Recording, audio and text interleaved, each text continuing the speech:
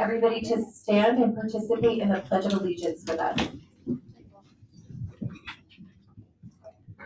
I pledge allegiance to the flag of the United States of America and to the republic for which it stands, one nation, under God, indivisible, with liberty and justice for all.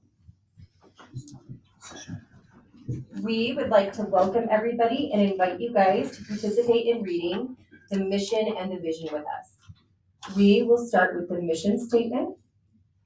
The mission of the Nampa School District is to ensure high levels of achievement for every student.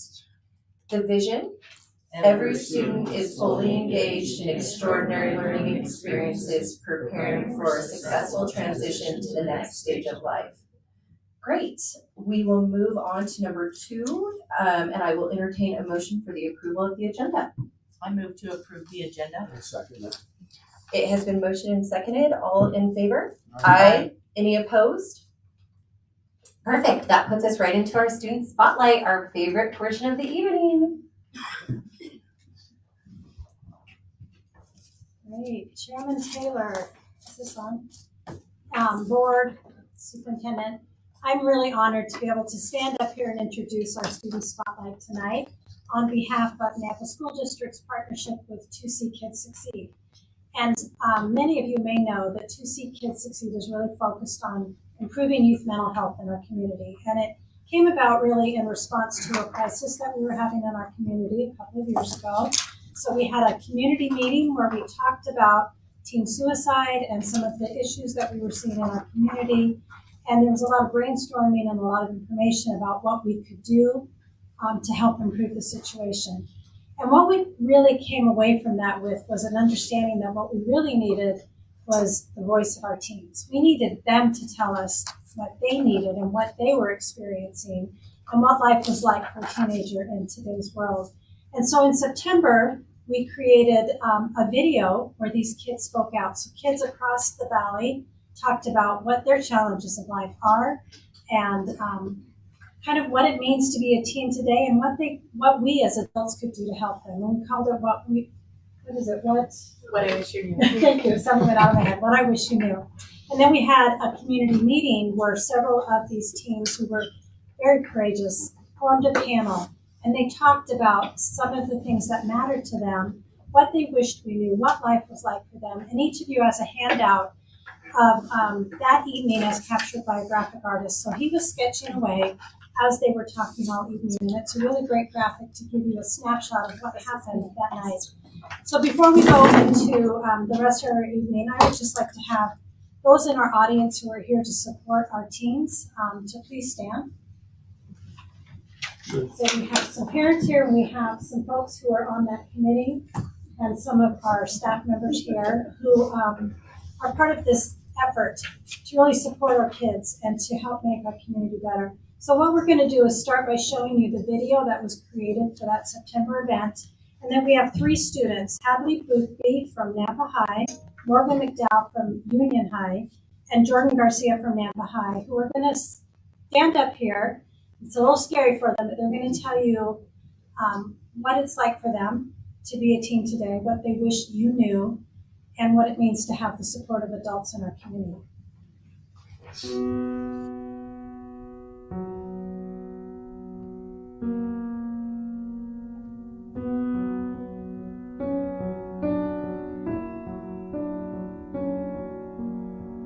Being a teenager has definitely had a lot of difficulties. It's pretty hard.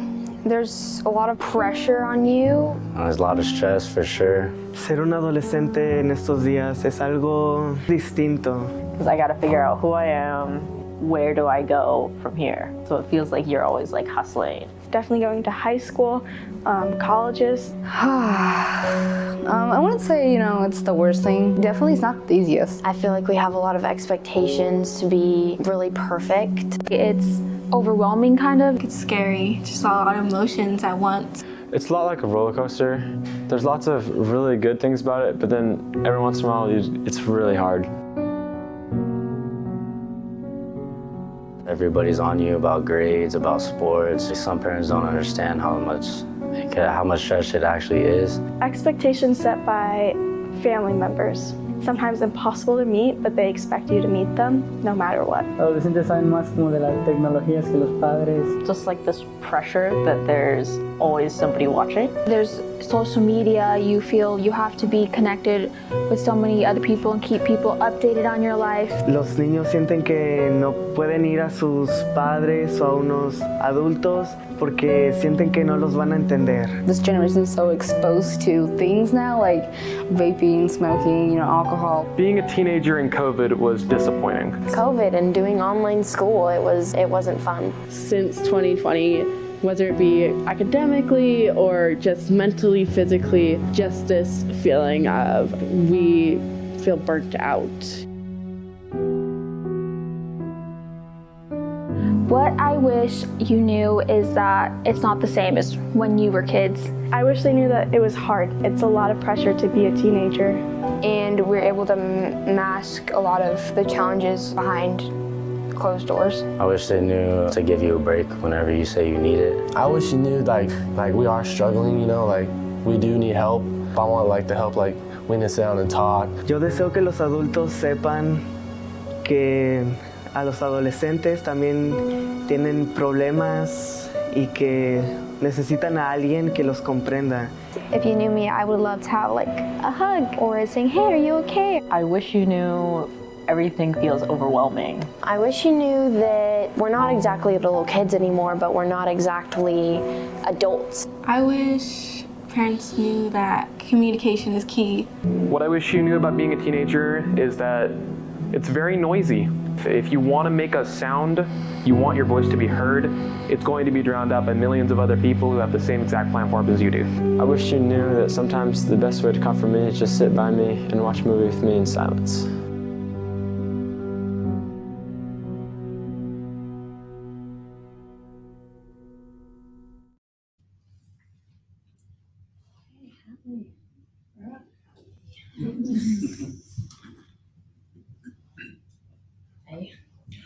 So the reason that I wanted to be here today was just to speak out to help teens understand that everyone has big feelings and that everyone has struggles in life, and that I know that you all are here for our success and that you want us to succeed in life. And I think the biggest thing to understand is that it's really hard having a lot of pressure on us when we, like, again, aren't little kids, but aren't adults. So there's freedoms and there's not. I think we all struggle with having like control over our lives. And I'm very happy that I'm here to speak out about this because that gives me control in a way. But like just being able to understand that I think kids need to understand that you want them to succeed and that there is help and that there are people out there. And I think that just takes like action and that action means a lot. I think that, you know, there's a lot you can do in the classroom to help kids and to help them understand that there are people that there are people to talk to because a lot of teens struggle. And whether it's just through pressures or mentally, there's not a lot of kids that think there's a place to go. And I think that's the hardest part about being a teen is you never feel like you're being understood. And I'm just here to make sure that teens understand that there are people that are here for our success and here for us even when you don't have the greatest grades or whatever, that you are going to be okay.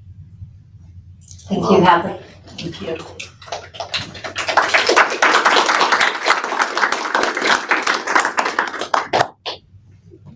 Welcome back. Oh, back again. So I chose to pursue this because for me it meant a lot, especially at the time when the video was made and even like ups and downs I've had throughout the year currently. Being able to feel seen and heard by not just those at home, but especially those who are in the building with me 6 to 8 hours a day. Even as a student who does a lot, or even students who don't and are just trying to survive the school day. Being able to have support inside the classroom or even those who are just in the building with you is highly important because for some that might not be at home.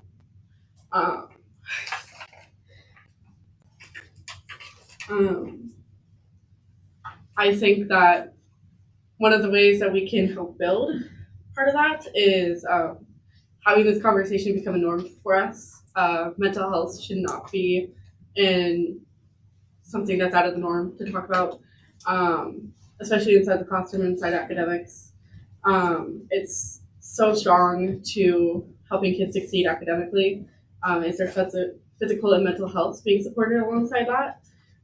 Whether that is just being able to say to a student, hey, I understand what's going on right now for you, and I understand that it's not going to be easy, and helping them alongside with their schoolwork or connecting them with counselors or resources outside the building.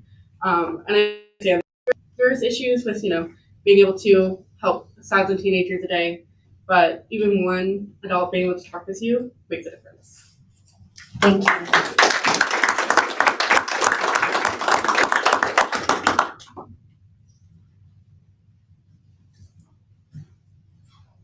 Hello, I chose to be here because I was given an opportunity to have a voice, especially being part of a Hispanic community.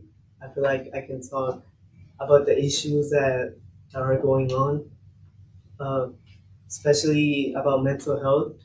Um, I feel like growing up as a Hispanic, you're just trying to find your way into this spot, and it really takes a really important toll on you, and you just really want to succeed for your parents or your family. Um, I think communication is the key for everything. Being part of the Nampa School District really has opened my eyes to really um, know what it's like to be a part of a really good community, of such caring community that actually is trying to make kids succeed. Um, having a voice is really important because kids these days don't really know if they have someone for them to like speak about their problems. And I think you guys have really given us a good opportunity for kids to really have someone to talk to, because some kids go home and they might not have someone to talk to or communicate. So when they go to school, they really can't express those feelings that they're building up together. So I just want to say that it is. I'm thankful for this opportunity. Mental health is on kids nowadays is really bad because of social media. Of anything, they think that they need to keep up, and it's really building up stress because they have school, they have social media, and many other things, and they build up this stress that they need to let go.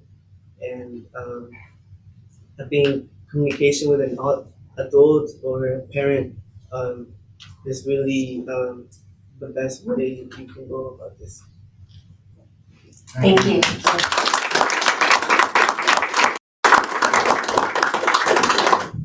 Thank you, all of you. That was extremely powerful. I appreciate that.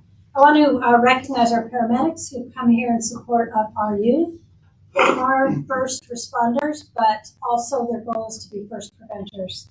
And so they're really dedicated to this cause. To wrap it up, I just want to let you know what's coming. We do have our committee getting together to talk about 2C Kids Week. Last year, remember, we did chalking on sidewalks and High Five Friday and different events throughout the week to show our support and also to give them some of the resources that they need. This year will be great because we're also looking for youth voices on that committee to find out what will really be supportive for them. And I just want to end with a reminder that this is a youth mental health movement, but really it's a youth-led mental hope movement. That's what we're moving toward. And so we really appreciate all of your support for our kids and hope that you will consider ways that you can reach out and be a part of this and show them your support. Thank you. Kathleen, can I say thank you? I just want to make sure, trustees, if you have any questions. Oh, yeah. Well, I don't have questions, but or anything you want to comment? Yeah, that's what I was going to say. So we'll start left. Does that work? We'll start with trustee Valle. Yeah, no, I just want to thank everyone who's involved with this program. I heard a voice, I heard support, and I heard communication. Our superintendent's taking notes, which means this is not just going out and staying in video. I believe that it means a lot to all of us, what you guys have just said. And I am wondering if if we need to figure out, or if there's already a mutual or a mental health plan for each school, specifically for each school, if something has been set for each school. And if not, then we need to figure something out individually. And I'm thinking that in those schools, the students should be part of that as well. Because what they're bringing to the table to me means more than just what we who are not in it think. When I saw that video, I saw things that it reminded me of when I went to school, but the difference is now is the noise, right? And everybody gets lost in that noise. It's very easy to get lost, whether you're a kid or an adult. And it's creating a lot of problems, mental health wise. And I really love that you all brought it to the attention. And I believe that this is going to be a start of a good conversation for us. And it's not something that we haven't talked about before, mental health, but I think we really need to narrow down a little more. And those are just my thoughts right now. So thank you so much. Wow, you guys are so impressive. And That's what makes this job hard. Is we want to be up here doing the very best and supporting you guys as best we can. And I mean, I just look at this room and when you had everybody stand up that was here to support them, I wanted to stand up because that's why I ran for this position, to support each and every one of you, each and every student in this district, in this community. And I know I don't always know the best, right? I'm really good at math, so if you want to do math with Mandy, T_M Simpson at nsd131.org, you just let me know. That's my wheelhouse. But yeah, I think any one of us would be here for any students that wanted to reach out. I'm so proud. These are tears of like just proud of you guys being so brave, honestly. And then just proud that this committee and this work is being done in our community.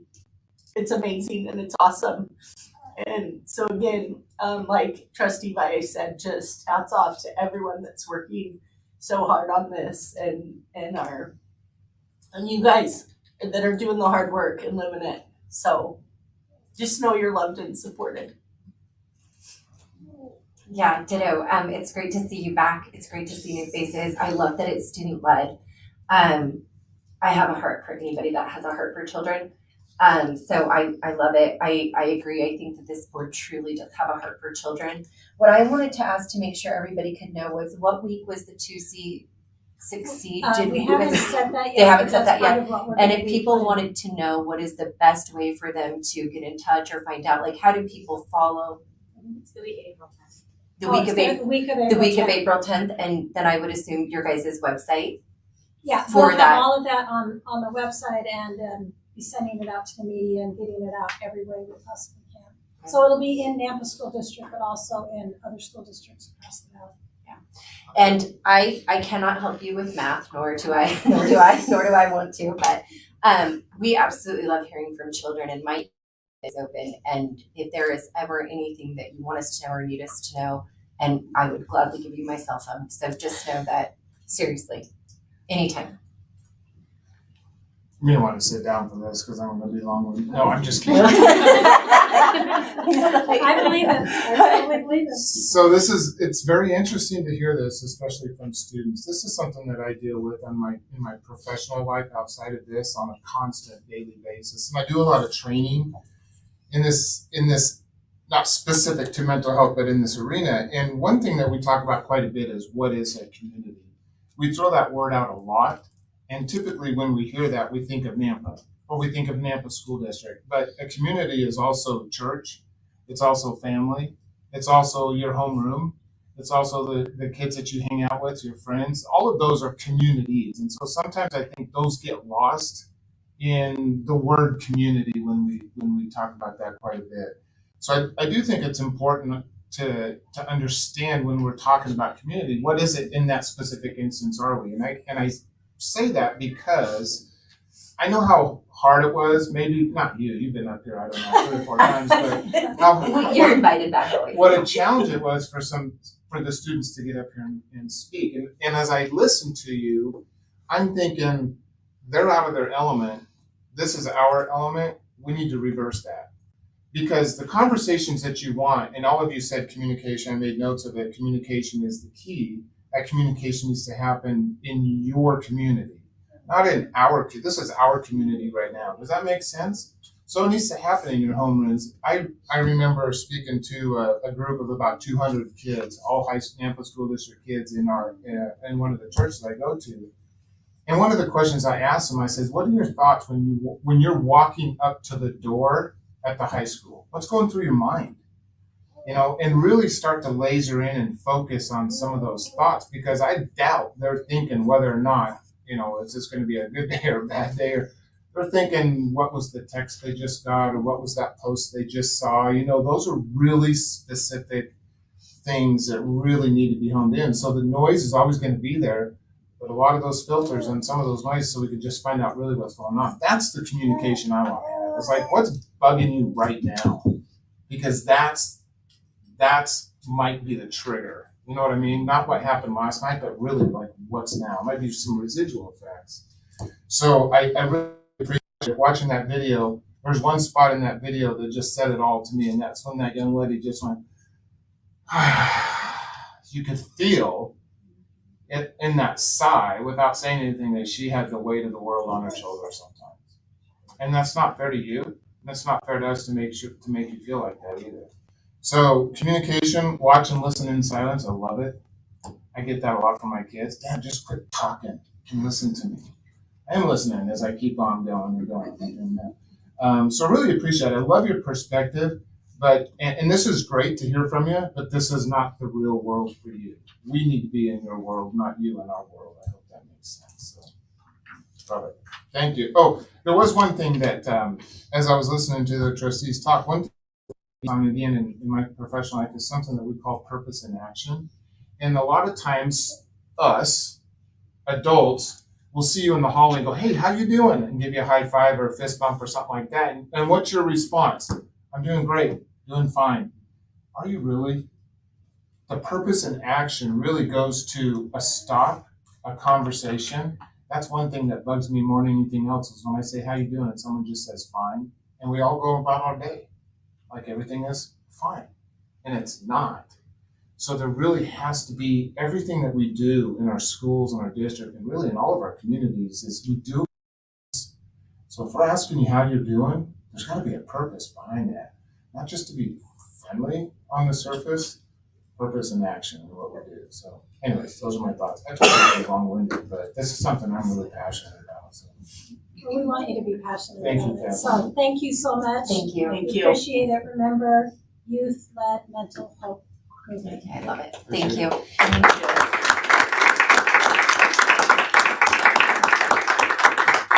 All right, we are going to move to comments from the NEA. Mr. Coffey, if you'd like to take the podium.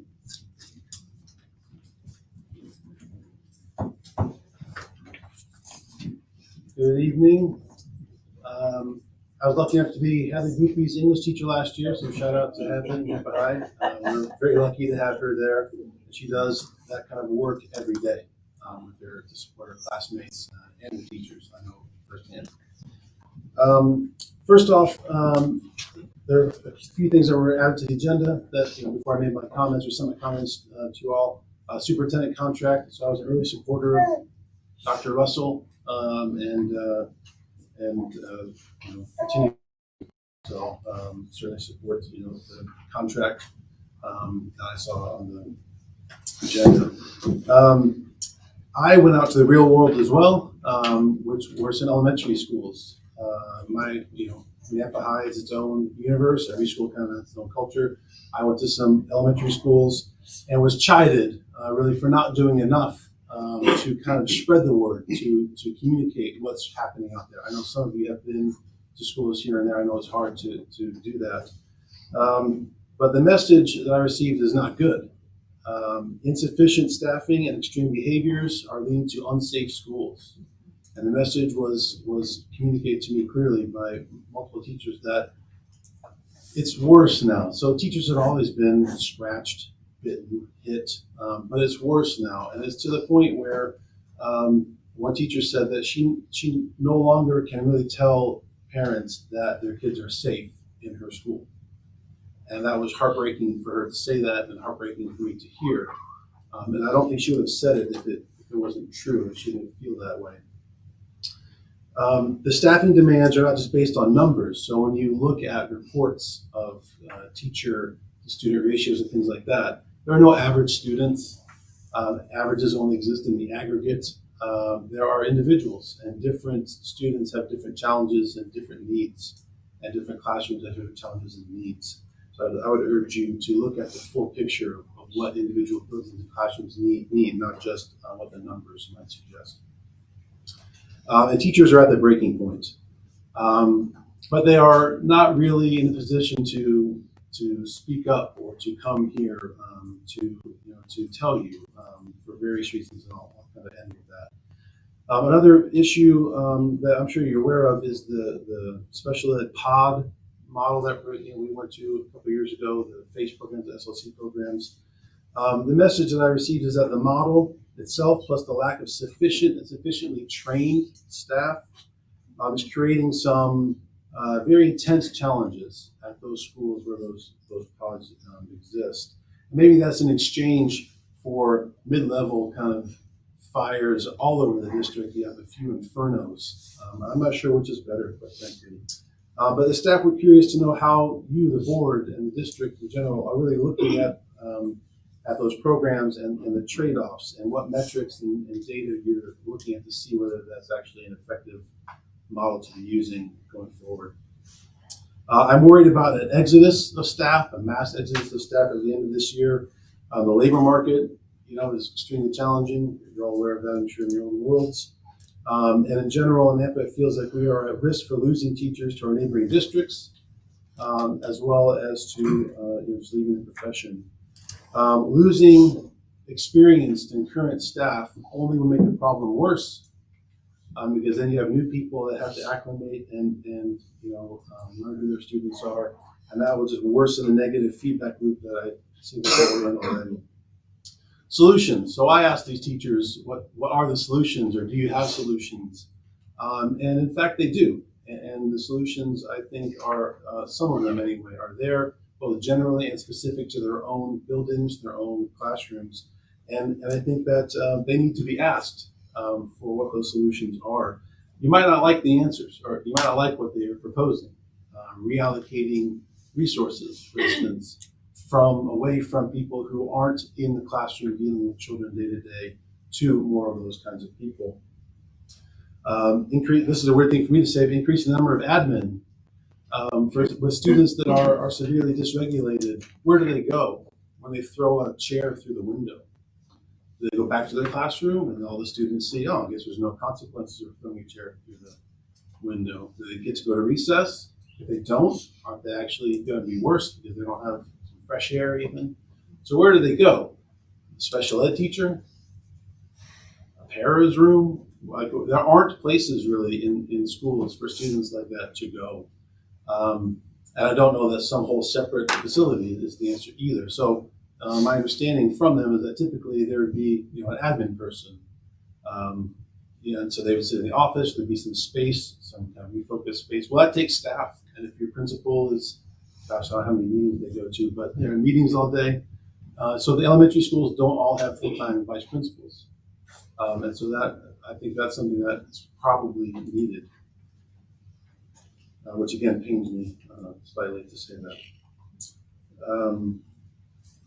More efficient processes to get kids into placements. This is a special ed issue, but also an issue for kids who maybe aren't fully, aren't diagnosed and don't have that kind of placement. But it seems very difficult to get kids in the right place quickly, which just makes everything worse everywhere. And so that's a real challenge that I've heard, is that there are kids that it just seems obvious that wherever they are at the moment is not the right place. But to get them there is climbing this huge mountain of paperwork and documentation that they don't have time to do that. When you have a classroom of 25 to 35, fifth graders, when do you do the documentation to get this one kid into the right place? And how do you facilitate the whole other class when you're asked to do that? So that's an extreme challenge. The board clerk contract is on the agenda. Finally, I made some comments about that, shared some comments about that at the last meeting. There's very little notice I saw in terms of what the new proposal is. The salary of about $50,000 a year. I can tell you that would be the envy of many a teacher in your school district to receive $50,000 a year. So I'm not sure what process is going to unfold in terms of giving people a chance to really kind of digest that and make comments about that. Trustee Valle mentioned though that 7 teachers that communicated with me was not enough for you to really care about or consider that as kind of a valid complaint. But the issue for all of this is, again, teachers are not going to come and complain. There's various cultural issues, I think, within the school system that this doesn't really happen. But what they will do is walk, quite frankly. And I think how people feel like they're being treated relative to those around them is what actually makes people stay. So your pay in comparison with a clerk or a superintendent, your workload in comparison with somebody, in a district 5 miles down the road perhaps, is what really affects people. And so I think there are solutions for many of these problems. For others, it's continuing to just advocate to the legislature to really be able to compete in the marketplace, which is only going to get more and more difficult. Thank you. Perfect. Mr. Coffey, I just want to say, do any of our trustees have any questions for Mr. Coffey? Yeah, I do. Okay, Trustee Baye. Thank you so much for bringing all this information. Certainly there was a lot in there. And if I can make a request is if there's any way you can send us information before the meeting starts or before, so we can kind of outline it and see, how we can best answer at the moment, because it just gets thrown and I'm probably going to forget half of this stuff. Except I wrote some stuff, but if you send us information, outline it, and it makes it easier for us or for me to go through it and ask questions. What's going on with this? What's going on with that? Why is this happening? And things can get resolved much better and faster. That's what I think, anyways. So that's just a suggestion.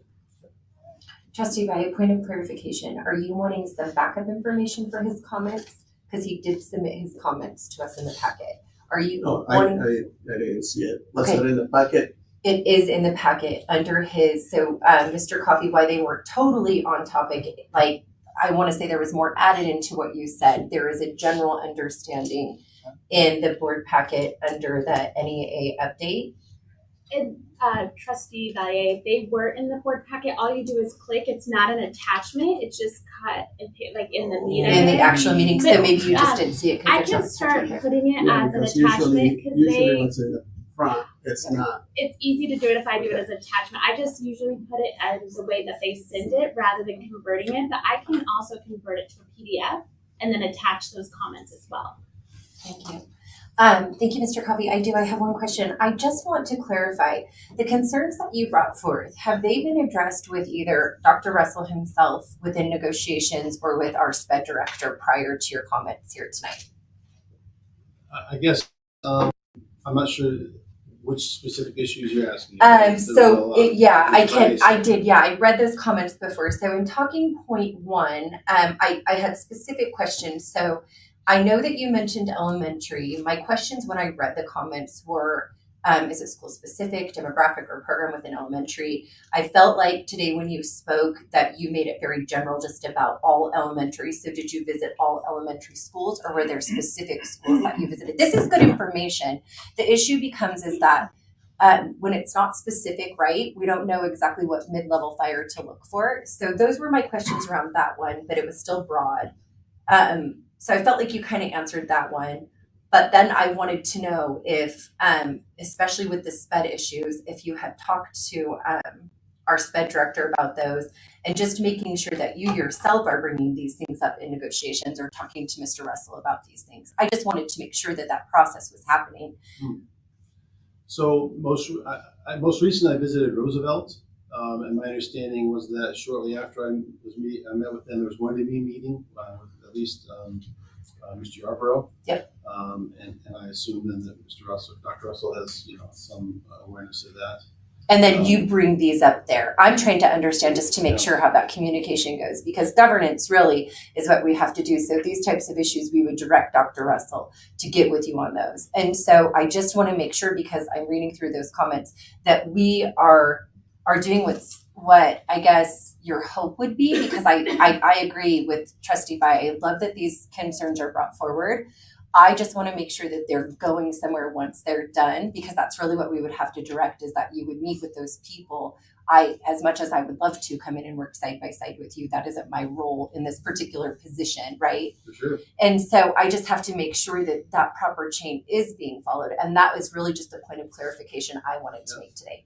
It can be difficult. For instance, switching to the pod model in the special ed world, so having the phase and the SLC program, that wasn't something that's negotiated That's solely a district decision about how the district chooses to implement the services this can provide, how it's going to do that. So there was never any opportunity to negotiate that, which is why the ability for me to just come and talk to you, kind of share things, has some value, and then I can sort of bring some urgency to you, because there are many things that aren't negotiable. Sure. And it's not like I sit really even as a peer in terms of the power structure, of how things happen. There are a limited number of issues that we can actually negotiate. Address, sure. And that's why I'm asking, not only in negotiations, but if not in negotiations, meeting with our superintendent or like the SPED director. I just want to make sure that channel is there for you. So when you're bringing up those SPED concerns, is this something that you could go sit down with Cindy and discuss? Well, let me speak to that real quick, because I did meet with a group of teachers at Roosevelt, and they brought up some of the exact same points that you had brought up. And so I kind of was wondering if that was one of the schools. Met with them for a couple hours after school, and they had a lot of the concerns that you brought up, same concerns. And I did bring that up to Dr. Russell, and he was aware of it, and so was Cindy. So yes, that communication is there. Has been done. I think what they're feeling on their end is the frustration about it's still not fixed, or even close to being fixed. We're still feeling the effects of the pods and all that kind of stuff. So yes, I can answer that is being those teachers that are concerned about that have done that. They have had those discussions with the administration, and I think they reached out to me because they were just at that point. It was like, who else is going to listen? Not saying that the administration's not. I'm just saying that they're at that point of frustration. So. Yeah. Thank you, Trustee Kirkman. That's what I was asking. Yeah. Thank you. Yeah. Trustee and Chairman Taylor, that would be the proper chain then. If they have exhausted all the routes, that they could come to the board. Why don't I reach out and work with Superintendent Russell and Brian to schedule some options on moving forward to get some of these concerns addressed. I would love that. Have followed the proper. I think that would be great. One other thing I wanted to ask real quick is, was there an actual chair that was thrown through a window? I know you used that as an example, and for sure, and that is actually more than one story. But I mean, the event that I've been told about at different schools. So Roosevelt was just the most recent, and while they have their own particular issues because of the size, it's quite a large school. They do have the pods there. Their issues aren't unique in terms of teachers being physically assaulted more frequently, extreme behaviors from students, but it's not unique to Roosevelt by any means. Yeah, and typically we don't hear about these things until they get to our level as far as a hearing or whatever, decision that the board needs to make in determination of that particular incident or student. I would, and this is just my opinion, but I, as a trustee, if there's any staff or any students for that matter, but if there's any staff that are being assaulted by students, or if there's any violence, is there any way that the district could just notify us? I mean, because it's not surprising, but it's surprising because you always want to think that this isn't happening, but it is. That's the reality. And so I don't know if if there's an incident that the school principal reports to administration and we got this chair thrown the window and there's been damage to the school. I wonder if there's a way that we could just get a heads up as a board. I know that it might be a little, there might be a lot. I hope there's not, but that would give us an understanding of kind of the magnitude of I think, in my opinion, the issues that are going on, especially if staff are being assaulted by students. Anyways. Okay. Good. Okay, so the two things that I see, Thanks, Dr. Russell. Yeah, thank you. Thank you, Mr. Coffey. Oh, go ahead. Definitely can do that. And some of these, I am very aware, having met there, actually walked through the pods last week. Was really impressed with how they were looking. So some of this is I'm very familiar with. Some of these are new. Concern to me is the culture of not feeling like they can come forward. They haven't known that I've been there. I've sat down with the principals. I've sat down with some of the teachers. Mr. Yarborough's been over there several times this week, working with that school. We do have some very difficult students, and we do have some staff that have been physically hit, assaulted. There has been discipline measures that have been taken.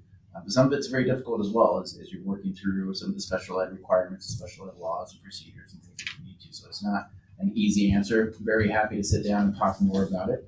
And some of these solutions we have discussed already and probably moving forward with that. So would hopefully any of the staff out there would like to know that please call. You can talk. And I do not want to have a culture of fear or culture of retaliation in any way. That's concerning to me. Hearing that, I believe that it feels like that's implied in some of the comments. Well, and I guess I want to clarify. I'm not saying that's somehow unique to Nampa. I've only worked in Nampa, so I can't really speak to other districts. But to me, it's in the industry. It's the nature of somebody that would choose to go and be an elementary school teacher. That they're not going to start whining about what little Johnny or little Jamie did to them. They take it. They accept it. These are children. And they want to devote their life to helping them. And there are so many issues. Young children.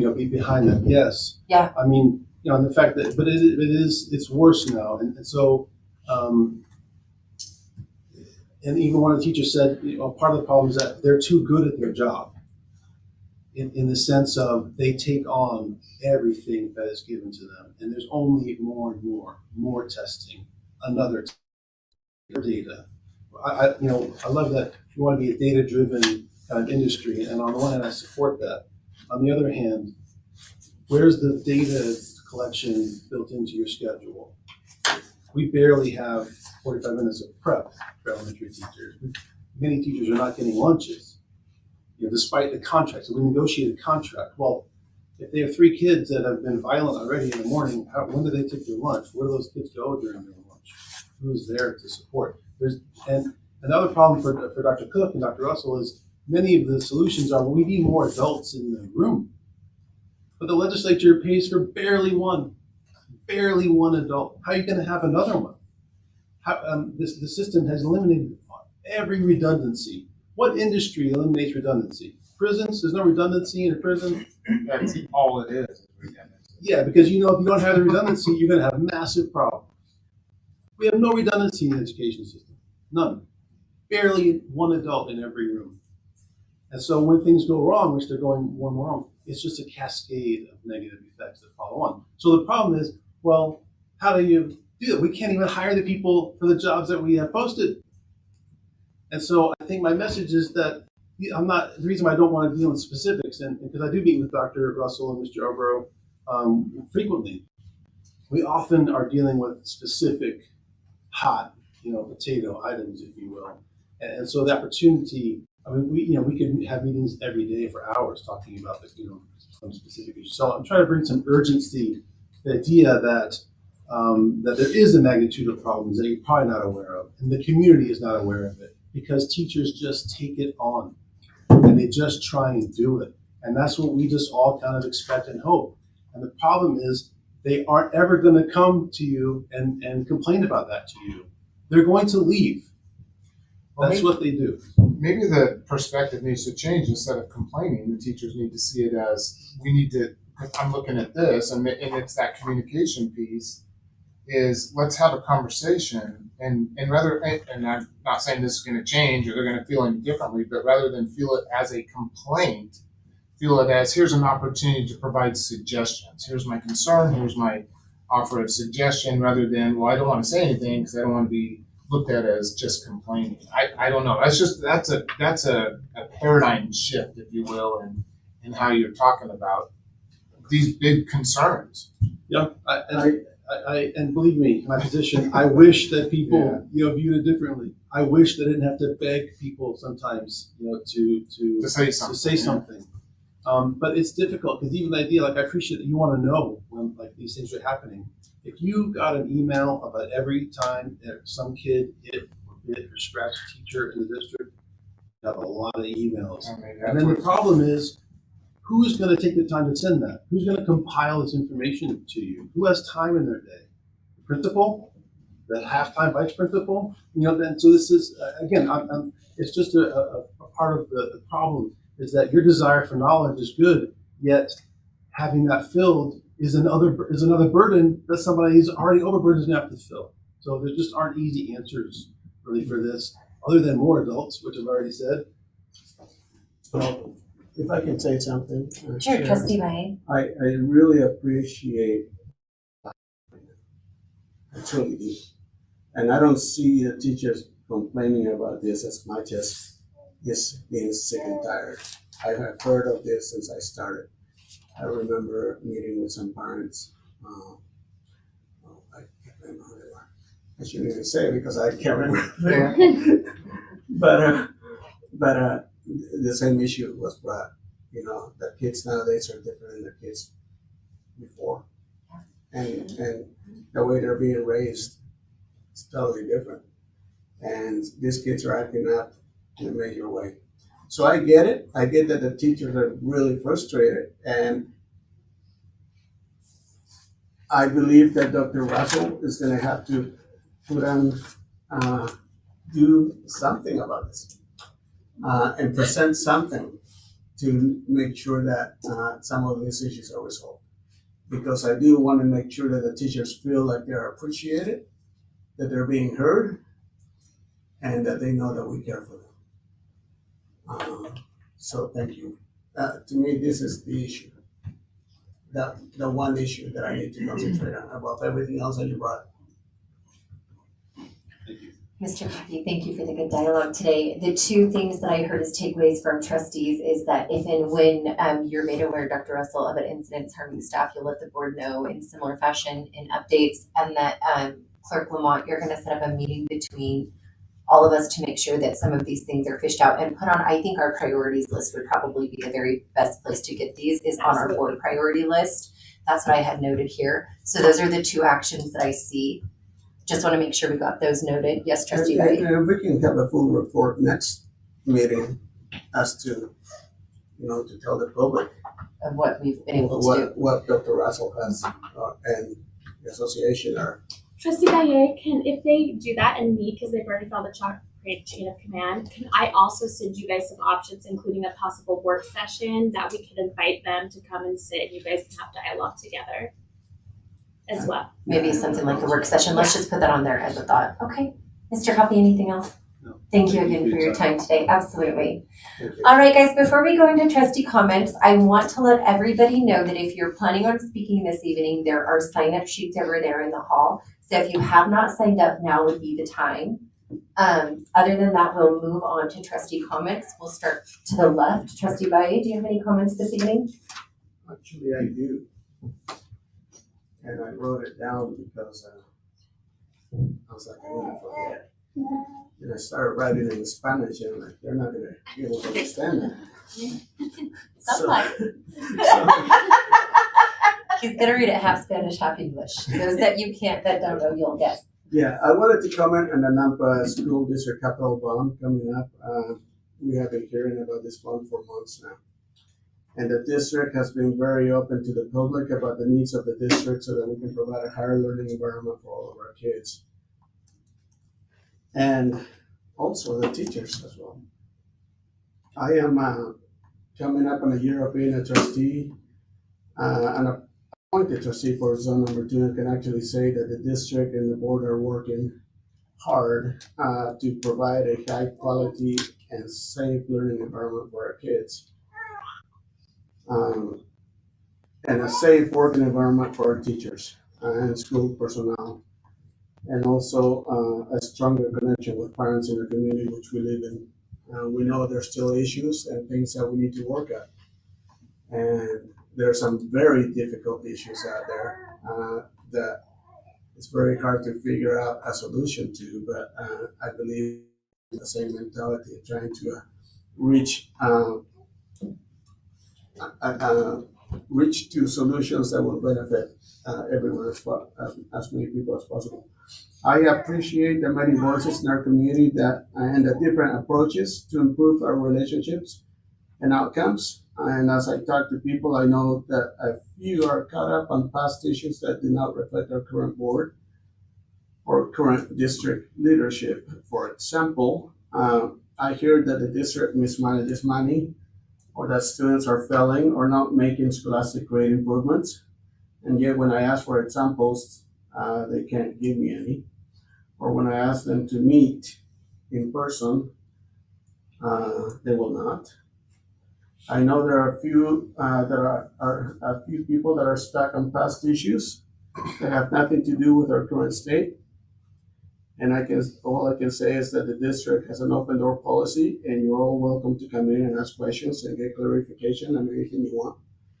And Superintendent Russell and his crew, his gang, are very happy to answer any questions you may have about the past, about the present, and about the future.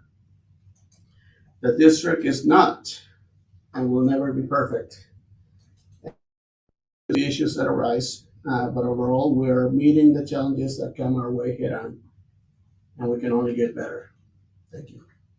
Thank you, Trustee Maye. Trustee Simpson? I was ready to start snapping down the hallway with the gang. Sorry, that's where that took me. It's the game from West Side Story. Yeah. That's where that took her. Yeah, that's where it took me. No, I think those are, thank you. I just want to thank Trustee Bay for saying those things and writing it down. We are going to get to work on some of these challenges because some of these items that Mr. Coffey brought forward are items that we are talking about in negotiations and that we as a team foresee as some problems and issues that we do need to work on as a district. So you forget Dr. Russell, you and I and the whole negotiation team are going to be there working on it. I'm excited about it. I didn't say anything when Mr. Coffey spoke, but I think sometimes it's less about like a fear of saying something, but just exhaustion, like making the time. Do I make the time to send the email? Do I make the time to make the phone call? Or do I just go home and plan a lesson for tomorrow for my kids and try to best reach them? Do I go home and try to be with my family and get that family time that teachers need? Do I do I forget it and just go home and rest? So I think those are all things that get overlooked and unfortunately, and I agree with the comments that you all said about communication and I like Trustee Kirkman, what you said with the kids about meeting them in their community. And I think that's something that Chrissy brought up, Miss Lamont brought up, that,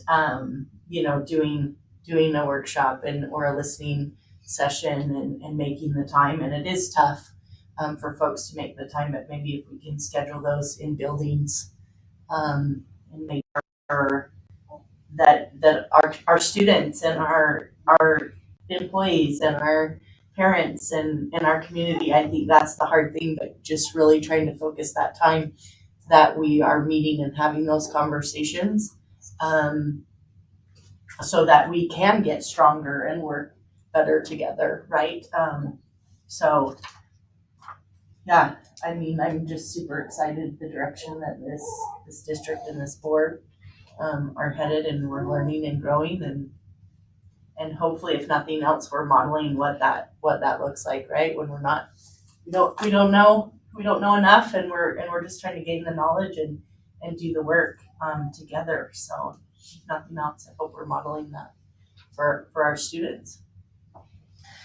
So my comments are around having to negotiate a couple of things on my own made me extremely grateful for the trustees on the board. And I just want you guys to know that I greatly appreciate the little things that you bring forward that I either don't think about or consider from time to time in our meetings. And I do find a lot of strength in our board, and that was all that I had to comment tonight. It's just that I really do appreciate you guys in these last few weeks. I really felt that way. I want to give a shout out. I've been thinking about this quite a bit because, I mean, on a personal level, I have a couple of girls involved with dance at Columbia High School, but I've been thinking about the sports, all the sports and activities that these kids are involved with, and man, what a showing this year! Really, our Nampa school district has stepped it up. I guess maybe I haven't been paying attention the last few years, but for the Columbia basketball team, the Skyview basketball, and then Columbia. I'm going to get this all wrong, Columbia men's. The Columbia boys basketball. Nampa cheer. I was just going to say I wasn't done yet. cheer. I was getting there. Nampa cheer, Skyview dance. I mean, they were, it's just, I mean, all the time. I love it. So huge shout out to all of these kids that are involved with there. And they show up early and they work hard and the coaches are there with everything else going on. I'm in awe. I really am. I really am in awe. So really appreciate the robotics team. I mean, it's on and on and on. The list is almost endless. So I knew if I'd start saying them, I was going to forget some. But man, what a great, just a shout out. I think that speaks very well to the students, to the coaches, to the staff. I mean, I was at a basketball game just earlier before this meeting at East Valley, and the refs were there. Well, here comes Nick Stern in from Columbia to ref the game because none of the other refs were there, and so that's what just speaks to my heart. Like people just showing up to get the job done. So I love it. Showing up for our kids. So those are my comments. Great, thank you, trustees. We're going to move into public comment. I will point out here that we have shared policy 4105 with all participants tonight, and it was loaded in the board packet. We will be moving to that policy for all public comment today and for as long as I'm chair. So just wanting to give everybody the update about that. Ms. Lamont is grabbing the sheets, and I will begin the call. Can I ask a question? Yes, Trustee Bain. Chair, can you ask people if they're from Nampa or not when they give their comments, please? I would like to know who resides and who doesn't. Don't we state the name and address for every patron who speaks? No, they usually state their name. We can add their address or at least their area. Yes, but you can ask that. Yeah. Okay. All right, for all of those who plan to speak this evening, we ask that you state your name as well as the city that you reside in. So we are going to go ahead and start with. Well, excuse me, Trustee Vallier, are you asking that question because of the school district? So is it the school district they reside in? Because it could be Value, but they live in Nampa. Is that what you're wanting? That's a good point of clarification. I just want to know if they're, I guess, are coming from out of Nampa or out of Nampa school is district or out in no Nampa City. Okay. Nampa. Okay, so we are going to start with Laura Seba.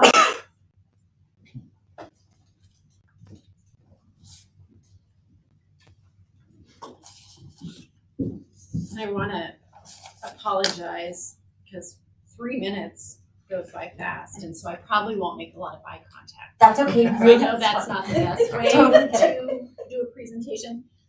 Laura, really quick, so sorry. Before we start your time, we're going to have you state your name and the city that you're from, Okay. and then your time will go up over there. Okay. You won't look up. I'll let you know when that 3 minutes is Okay. done. Well, hopefully I'll wrap up before 3 minutes. So yeah, I'm Laura Seba, and I'm from Nampa, and actually in Zone 2. Zone 2 here. So I have 25 years invested in the Nampa School District as a teacher, administrator, and parent. 2 of my children have graduated from Nampa High, and my last child is currently enrolled there. I know the job as a teacher, administrator, superintendent, and school board member is not easy, and I commend each of you and anyone who's willing to take on the challenge. As a parent, I've listened to numerous board meetings and have not always been in agreement. Book banning and removing standards-based grading at the secondary level are 2 examples. After these decisions, I wish I'd said more. So I'm here tonight to give my public comment on the proposed agreement for the board clerk. I'm here to ask you to be transparent, be fiscally responsible, and keep staff morale in mind. I feel most of you ran for the board seat or your board seat based on transparency and holding the district fiscally responsible. In fact, in the November board meeting, it was said by one of the trustees, quote, "The board needs to be very careful and fiscally responsible." And I couldn't agree more. To be transparent, the clerk's duties that are billed to the district each month should be more specific than what we currently see. Follow-up, including but limited to email, draft minutes, calls, and working on district business. These duties are listed over and over and over. And the number of hours being billed rival the hours put in by teachers and administrators and far exceed the prior board clerk. And in looking at the most recent agreement that was just uploaded this morning, if there's going to be a set monthly salary of about $4,100, will the clerk be getting this amount, set amount, if they work just 10 hours or 100 hours? I didn't see any specifics on this agreement. To be fiscally responsible, please keep in mind the clerk's salary is being paid out of general funds from the state. I asked the board to weigh where these funds can be best used, in the school supporting the students or in a paycheck. And staff morale. I'm encouraged that the agreement that would have given the clerk a 20% increase in lieu of Percy and a generous stipend in lieu of health insurance, which no other contracted employee is given, may be off the table. Approving something like this sends a message to staff, intended or not. I've watched way too many staff walk away from the district. I commend those that stay and work hard to support our students. But Nampa is losing way too many great staff, and I feel this is due to low staff morale that starts with decisions made at the board level. I leave you with this. I ask you to stick to the Nampa School District mission you state at the beginning of every single board meeting. Ensure high levels of achievement for every student can be met. And you can do this by establishing an agreement with an hourly rate and a job description that are transparent, fiscally responsible, and improve staff morale. Perfect, actually. Thank you. All right, next we're gonna call up Patty. I'm so sorry, I can't read your last name. So it's just like, so when you get to the podium, I'll have you go ahead and state it. And then I'm gonna have you spell it for me just before we start your time so I can write. I prided myself on my handwriting. I gotta tell you, it's not your handwriting, it's that I can't see because I'm blind and it's orange. So I'm just being very honest. Okay. Go ahead and spell the last name. Copple. I'm Patty Copple. I live in Nampa. I've lived here for 40 years. I'm a native Idaho, and I've always supported our Nampa public schools. My two children attended public schools. I have a granddaughter now at East Valley. And I too am very concerned about this clerk's contract. As a retiree, I want my taxes to be used responsibly, and I don't feel like this contract holds our clerk accountable. I think that the contract I saw just this afternoon is very vague. The number of hours billed are far more than our previous clerks. And this has been going on for a long time.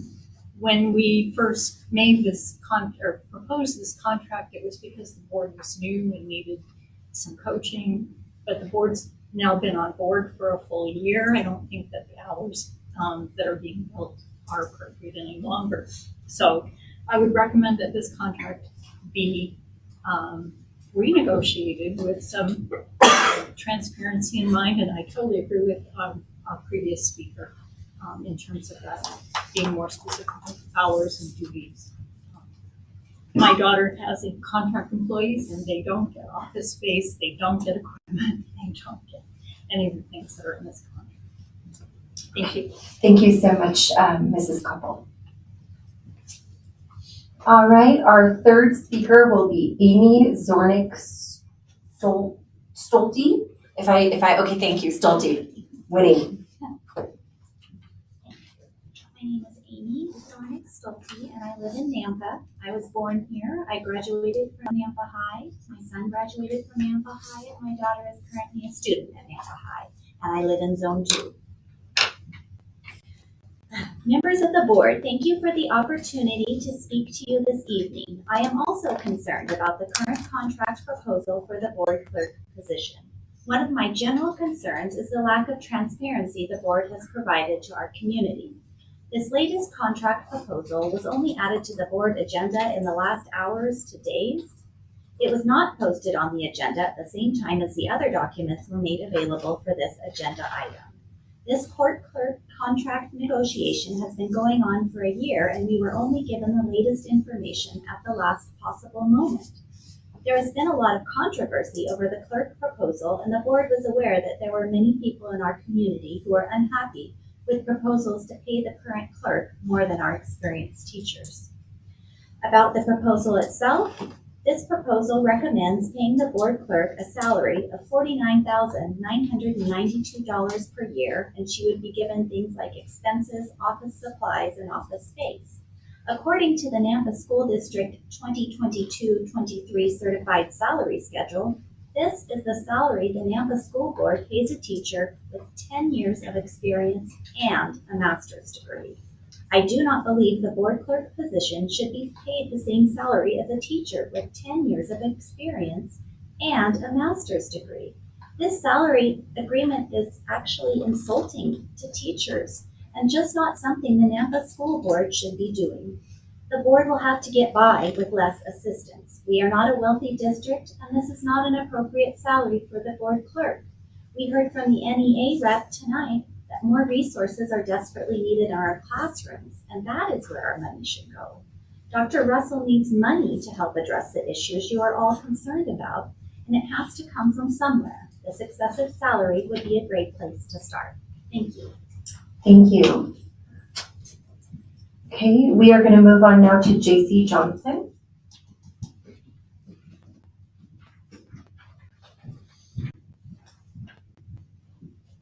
Hi, I'm in zone 2. Name? JC Johnson. Sorry. Just a couple of hours ago, like these guys other people mentioned, I was alerted to an update on the agenda packet. I haven't had a ton of time to review it, but I hope you will give the public more time to review this as well, so before you choose to vote. As a taxpayer in the Nampa School District, it's my money that's going to pay the many employees in the district, including the board clerk. As the board is her employer, my questions are directed to you, the trustees. In reviewing the proposed contract, my questions are, first, the previous clerk was a district employee, but worked roughly 40 hours a month as clerk. Ms. Lamont billed for 178 and a half hours in January. What is she doing that requires so much more time? Public records requests have revealed very little evidence for the hours billed. How will the clerk be evaluated to ensure the taxpayers are getting what they're paying for? I hope she'll continue to track her hours for future reference as to what this job entails. Is this employee being held to the same standards that other school district employees and contractors are held to regarding background checks and questions into legal concerns? Is a person who's dishonest about legal charges someone parents and employees are comfortable with having in executive session meetings where sensitive and personal information may be shared? Has your legal counsel had a chance to review the independent contractor status of this employee? What are the ramifications for her and for the school district if she does not qualify as an independent contractor? Why will the district be responsible for expenses, supplies, and office space, as others have mentioned? Would you hire a building contractor and expect to provide the drills, the hammers, and the saws? I suspect it would make a lot more sense to hire the board clerk as a district employee to ensure smooth communication and reduce those technical difficulties. Two more. What qualifications does the clerk job require? What's typical across the state, and what is that job description? Does the proposed compensation for these requirements match work that is being done? And finally, has the board considered how this contract will impact the community's perception of the district and the competency of the trustees? The district is asking taxpayers for $210.2 million. Will the community trust you to manage that $210 million appropriately if the clerk is paid more than most teachers? Waiting a whole year to find out already has us doubting that. Have you considered how this contract might impact the master contract and negotiations now? And how does the board clerk's ability to work with district staff affect the morale of staff and teachers? Our goal is to do the best we can for kids. Is this contract going to do that? Thank you. Thank you. We are going to move on now to Bessie Yealy.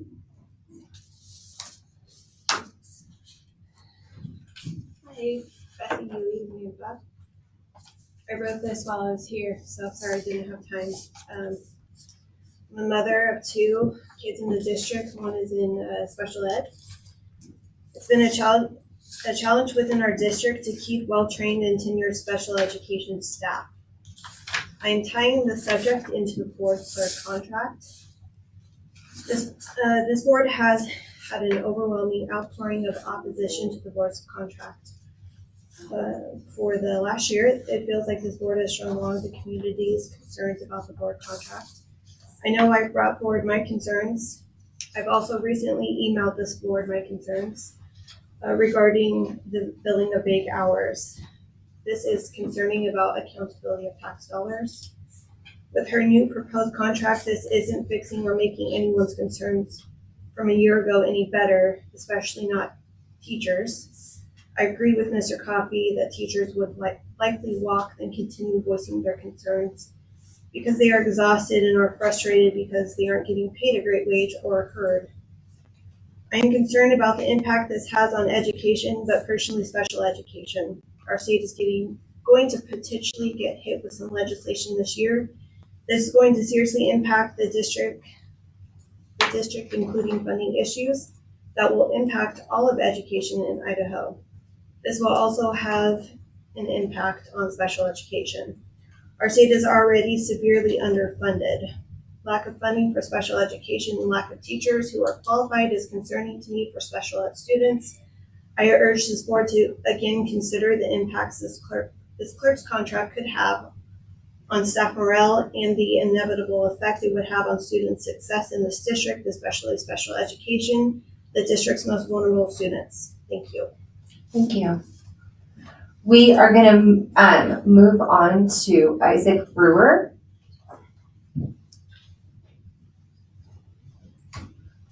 I'm Isaac Brewer. I live in Nampa. Thank you for what you guys do.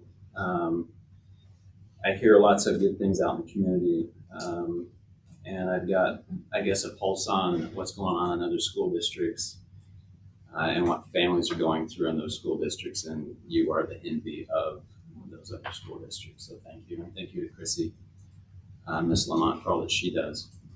The school budget, Ms. Tuck was kind enough to look this up for me just a moment ago, is $182 million. And it's great to see friction between, at this juncture where you've got the board and the school district. And it's by design. It's part of our political makeup because you have taxpayers, as many have stated they are. I too am a taxpayer. I'm not a teacher in the school district. I appreciate all that the teachers do in this district. But I'd like you to keep in mind that the 5 of you work for free.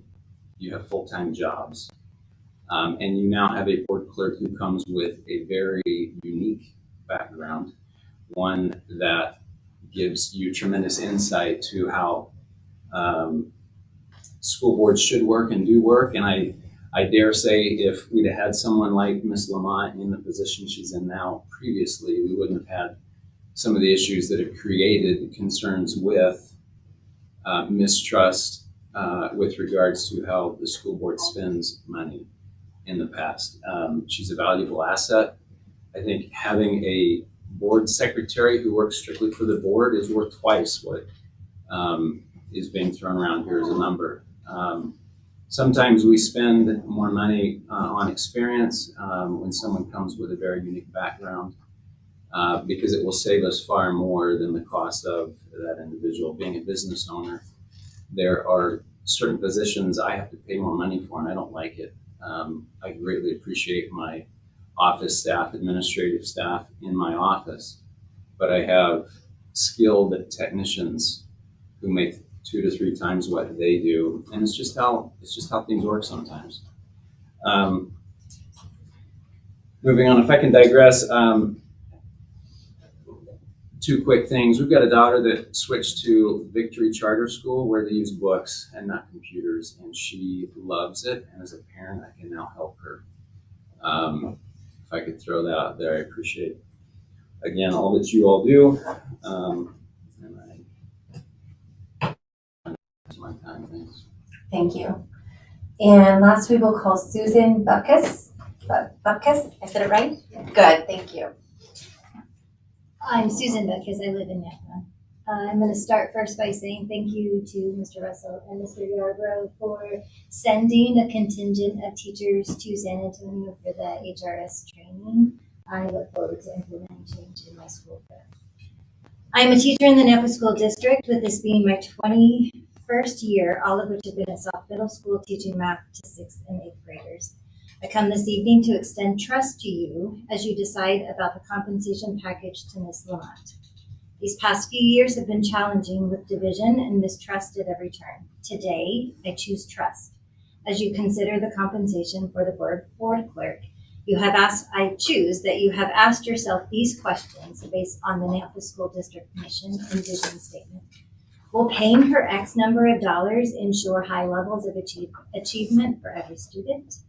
Does paying her X number of dollars ensure that every student is fully engaged in extraordinary learning experiences?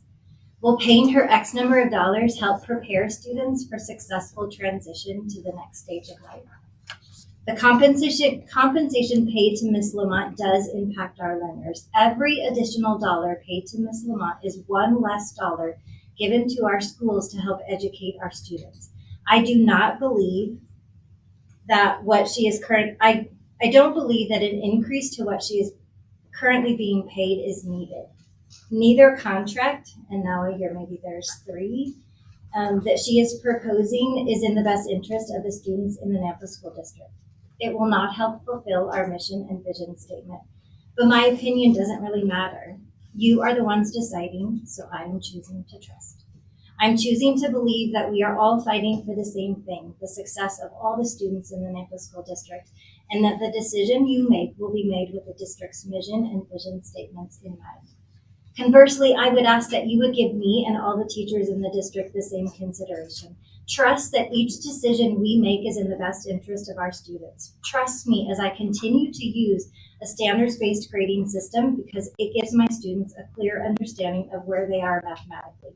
Trust me as I lead discussions about the social and emotional needs of my students.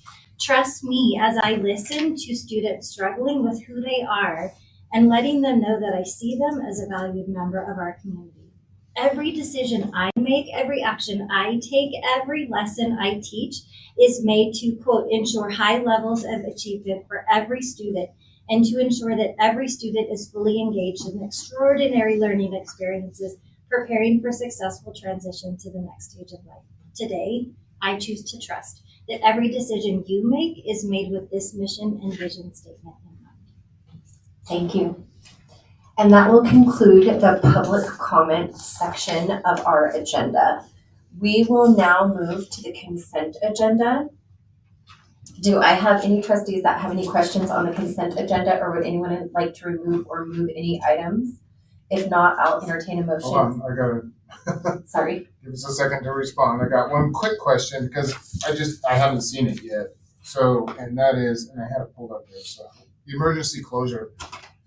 This is the first time I've seen this form. I understand on the surface what it's for. This goes back to the State Department of Education.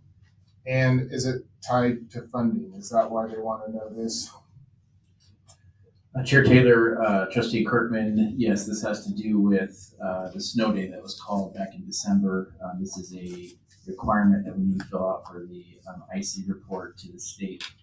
I'm looking at Mr. Dewey here. Trustees, He's back in the Superintendent, hallway. it's also tied to instructional time in Idaho Code subsection 2 The board is required to have a certain amount of hours of instructional time in their calendar. So an emergency closure, you're allowed to have, you have to submit it. Once you hit a certain amount of numbers, you have to change your calendar to make up those instructional time. So we don't have to justify anything to the State Department of Education for closing or whatever. We just provide them the information and they deal with it. Okay, that's all I had. Just wanted I haven't seen it before, so. Okay. Any other questions? And I'm sorry, clarification, I did get subsection wrong. It's subsection 1. How do you remember all that? Okay, if there are no other questions, I'll entertain a motion to. Madam Chair, I'll make a motion that we accept the consent, or that we approve the consent agenda. Second. Motion has been made and seconded. All in favor? Aye. Any opposed? All right, we're gonna move directly into action items. First up is this Skyview cafeteria remodel. Mr. Stauffer, it's your show. Probably thought you'd never get to the podium tonight, huh? Here you are. I'm here. We made it. Chair Taylor, Board of Trustees, we're coming back today with the information for the bidding process that took place for the Skyview cafeteria remodel. I know we spoke about it for the last few months and informing you of that progress, but in front of you is the bid that was the lowest bid that we received. And I'm just here to offer that up for a motion for you to accept of how we'd like to move forward with that project. So lowest bid we received, but is it the lowest is it the best lowest bid we received? So we received, great question. So we received 9, backstory, we received 9 different companies that came and reviewed the project. We received 2 official bids. One of the bids did have to withdraw due to a clerical error, significant clerical error that would have put them in a very distinct deficit. So the winning bid then was the EKC group. So we only have one bid. At this time, 1 qualified bid. We should have reached out to Mandy. Mandy could have helped, or Trustee Simpson could have helped with the math. With the math. Oh, I was like, Different no. company was not on our, Keep in mind, was not that was on record. It's an open offer. That's right. Open offer, not with Mandy. I appreciate it. There's just one. Chair, if I can ask a question. Yes, Trustee Guy, please. How much does it cost to put this out to bid? Can I ask, do you know how much we're being charged? Part of it will continue with the project, but the bid itself is part of a bigger package for the management of the entire project. So I don't know if that answers your question specifically. Okay. I'm just wondering how much we're paying this company to. I can return that information to you. And, to me, to only see only one bid that went through, it feels like we need to do more work. Even though they said it twice, I see that it went up twice. Mm-hmm. But I also think Trustee Valier, Madam Chair, I apologize. I have to get used to the I did too. recognizing the chair. I think at the end of the day, sometimes you just have to accept the fact that there's only 1 or 2 bidders for projects like this. So we can only, I think the district does what the district does and gets the information out there, and there's a process to propose on these bids. But at the end of the day, if we only have 2 bids, I don't think it does us any good to just want to keep out hoping that we'll get 2 or 3 or 4 more bids. Be great, but at some point we just gotta call it a day and move on. Yeah, but I don't think we've reached that stage, Chairman. No. Not true. See, now I'm confused. I'm sorry. I truly believe that it's not necessarily that we can do better in numbers, but we need to see that actual due process has been done. And the public needs to see that there's actually, and I know there's so many companies in the valley, and I feel like this needs to be put for another round, or something different. A different strategy needs to happen, because this company, I believe I've seen at EKC many times. They've done projects for us many times. Is that correct? They've worked for us before, and they're not the only ones. Yeah, and I just want to see more. I hate to say that, and I hate to postpone anything, but I feel like we need to make sure the public knows that there's. Madam Chair, if I may. Yes. Thank you. Madam Chair, Board of Trustees, the process has been the process we followed legally. I've been working with legal on it through the entire process. I want to ensure that process. One of the systems of feedback that we've had from many of the companies that did come out is that the project value and the timing of the project was an inhibitor for many of the subcontractors that were coming in, partially because of the size was not as big as that they wanted, or it was too big for other companies to handle. That's part of the feedback that we've been receiving as well. The timing is an issue for this project. If we are postponing at this point in time, we will not be able to complete it this summer, just due to acquisition of the products that are needed to be able to put into the cafeteria, which is just to make sure that that is out there, not the reason to or not to move forward with this, but just to give you clarity on if we do not move on this motion, we'll be postponing it for another year. And postpone it for another year, what will that do to us? Basically, it puts us in a position where we can do what you request of going out for a rebid, but it also does just, it's being used with levy money. The levy money would be over at that point in time. Well, plus, excuse me, Madam Chair, it's also going to increase the cost of the project. Anything next year that's going to be built is going to cost more than this year. It could, not necessarily. I would hope not, but. So, Chair Taylor and trustees, just to reiterate again, I'm happy if you would like, as you know, the administration will do what the board requests as far as going out and doing that. It would delay it a year. It could put some of the funds in question, using some of the levy funds. It's hard to do construction in schools because you have to fit it within a certain time frame of the summer. And we're not the only district that has that time frame. So it does limit us. Valley View's doing the same thing, Emmett's doing the same thing, Boise, West Ada, they all try to do it during the summer. We don't have students. And so that kind of does sometimes delay the ability for us to get the contractors in that we need. We'll likely have that similar situation next year as well. The other reason the district would try it is to encourage more students to actually eat in the cafeteria. I think that's an important one.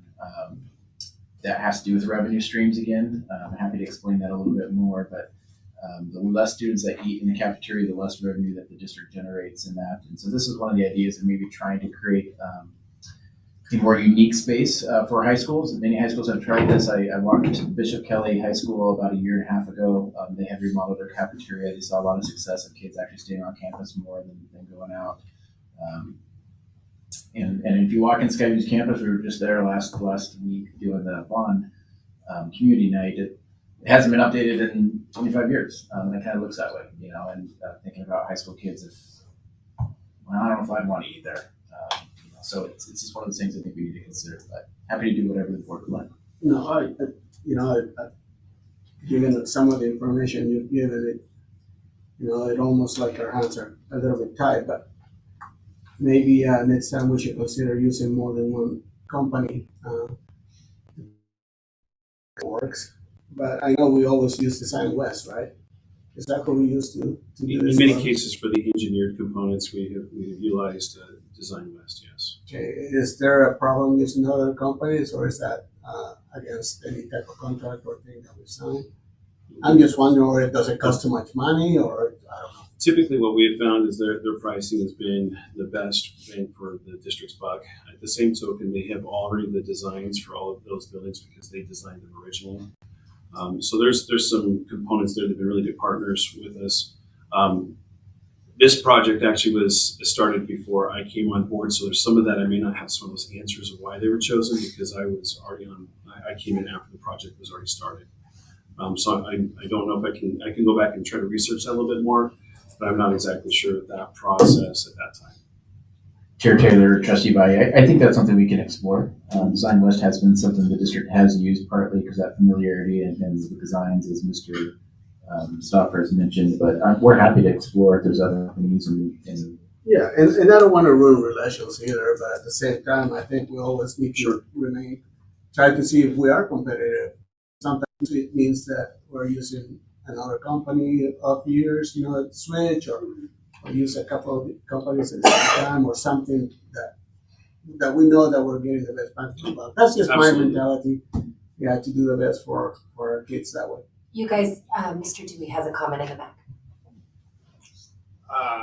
Madam Chair, the board actually approved a list. We had an RFQ on multiple architects back. Trustee Ross asked us to do this prior to assemblance of this board. So Design West was the winner of that RFQ. We also have two others that we've tried to use in other circumstances prior to Courtney being here, and we have had a lot of luck for them in doing some of these smaller projects. But we do have a set of three, and we can find out who they are, but these are the three that the board has approved in an RFQ situation. Design West is one of those that we have gotten approval for. Thank you. Thank you, Mr. Dewey. Mr. Stauffer, just point of clarification. Sure. Didn't you say that we went with Petra? No, Petra was the one that had to withdraw. That had to withdraw the bid. Okay, sorry. Yep. Thank you. Totally. Petra had to withdraw because there was a clerical error. Correct. Thank you. I was so confused on the which. Thank you. Trustees, is there any other discussion or questions? And if not, I will entertain a motion. I will make a motion that we approve EKC Incorporated to proceed with the renovation of Skyview High School's cafeteria as proposed by staff. I will second. It's been motioned and seconded. Any discussion? All in favor? Aye. Any opposed? Motion passes anonymously. Anonymously? Unanimously. Sorry, guys. I said have been working all day and now I'm at my free job. All right, we are going to move to number 2 on our action items, and that is the superintendent contract. So, trustees, you'll see Then another contract was also uploaded this afternoon. We were able to get that one completed as well. I hope that we have given you enough information to be prepared for the discussion around the superintendent's contract. I'll be referring to that information this evening that was loaded. So in the packet, you guys will find a document labeled 2023-2024 Superintendent Contract Proposal and Fact Sheet. That document outlines the following: a proposed base wage increase of $6,098.60 annually, percentage of less than 4% in annual pay. A proposed consideration of increased additional retirement option, Percy choice. We're fully aware this would be an. We also sent you guys out other superintendent contracts so that you could see that addendums are generally something that are asked for and can be, they range in a different, like you guys saw, they ranged in from like gas cards to other requests. And then a 2-week paid vacation, a comparison of all base salaries and enrollments that are current and verified, Dr. Russell's stipend amount and previous contract. I believe that the request was reasonable to bring to the board for discussion tonight. The proposed contracts and addendums have been loaded as said before. What I will let you guys know with the vacation time, after this was discussed, what we realized was that Dr. Russell wasn't even getting the allotted paid vacation time as other staff members. So that has just been increased to the 2 weeks paid per year for other staff members as a request. So at this time, I will open the topic up for discussion or a possible motion. Madam Chair, quick question as I'm looking at this, and yeah, we just did receive this afternoon. Yes. Couple of questions. The superintendent contract, do you have this document that you pull up, Tyler? Yes, it's in the board packet. Yeah. It would be under the 2023.2024 superintendent proposed contract and addendum. Just so I know we're all looking at the same number. While Tyler's looking for that, it's a common possible addendum requests or topics. Now, is this something that's not in the proposed contract? Yes. So now you're looking at the one labeled 2023 proposed contract and fact sheet.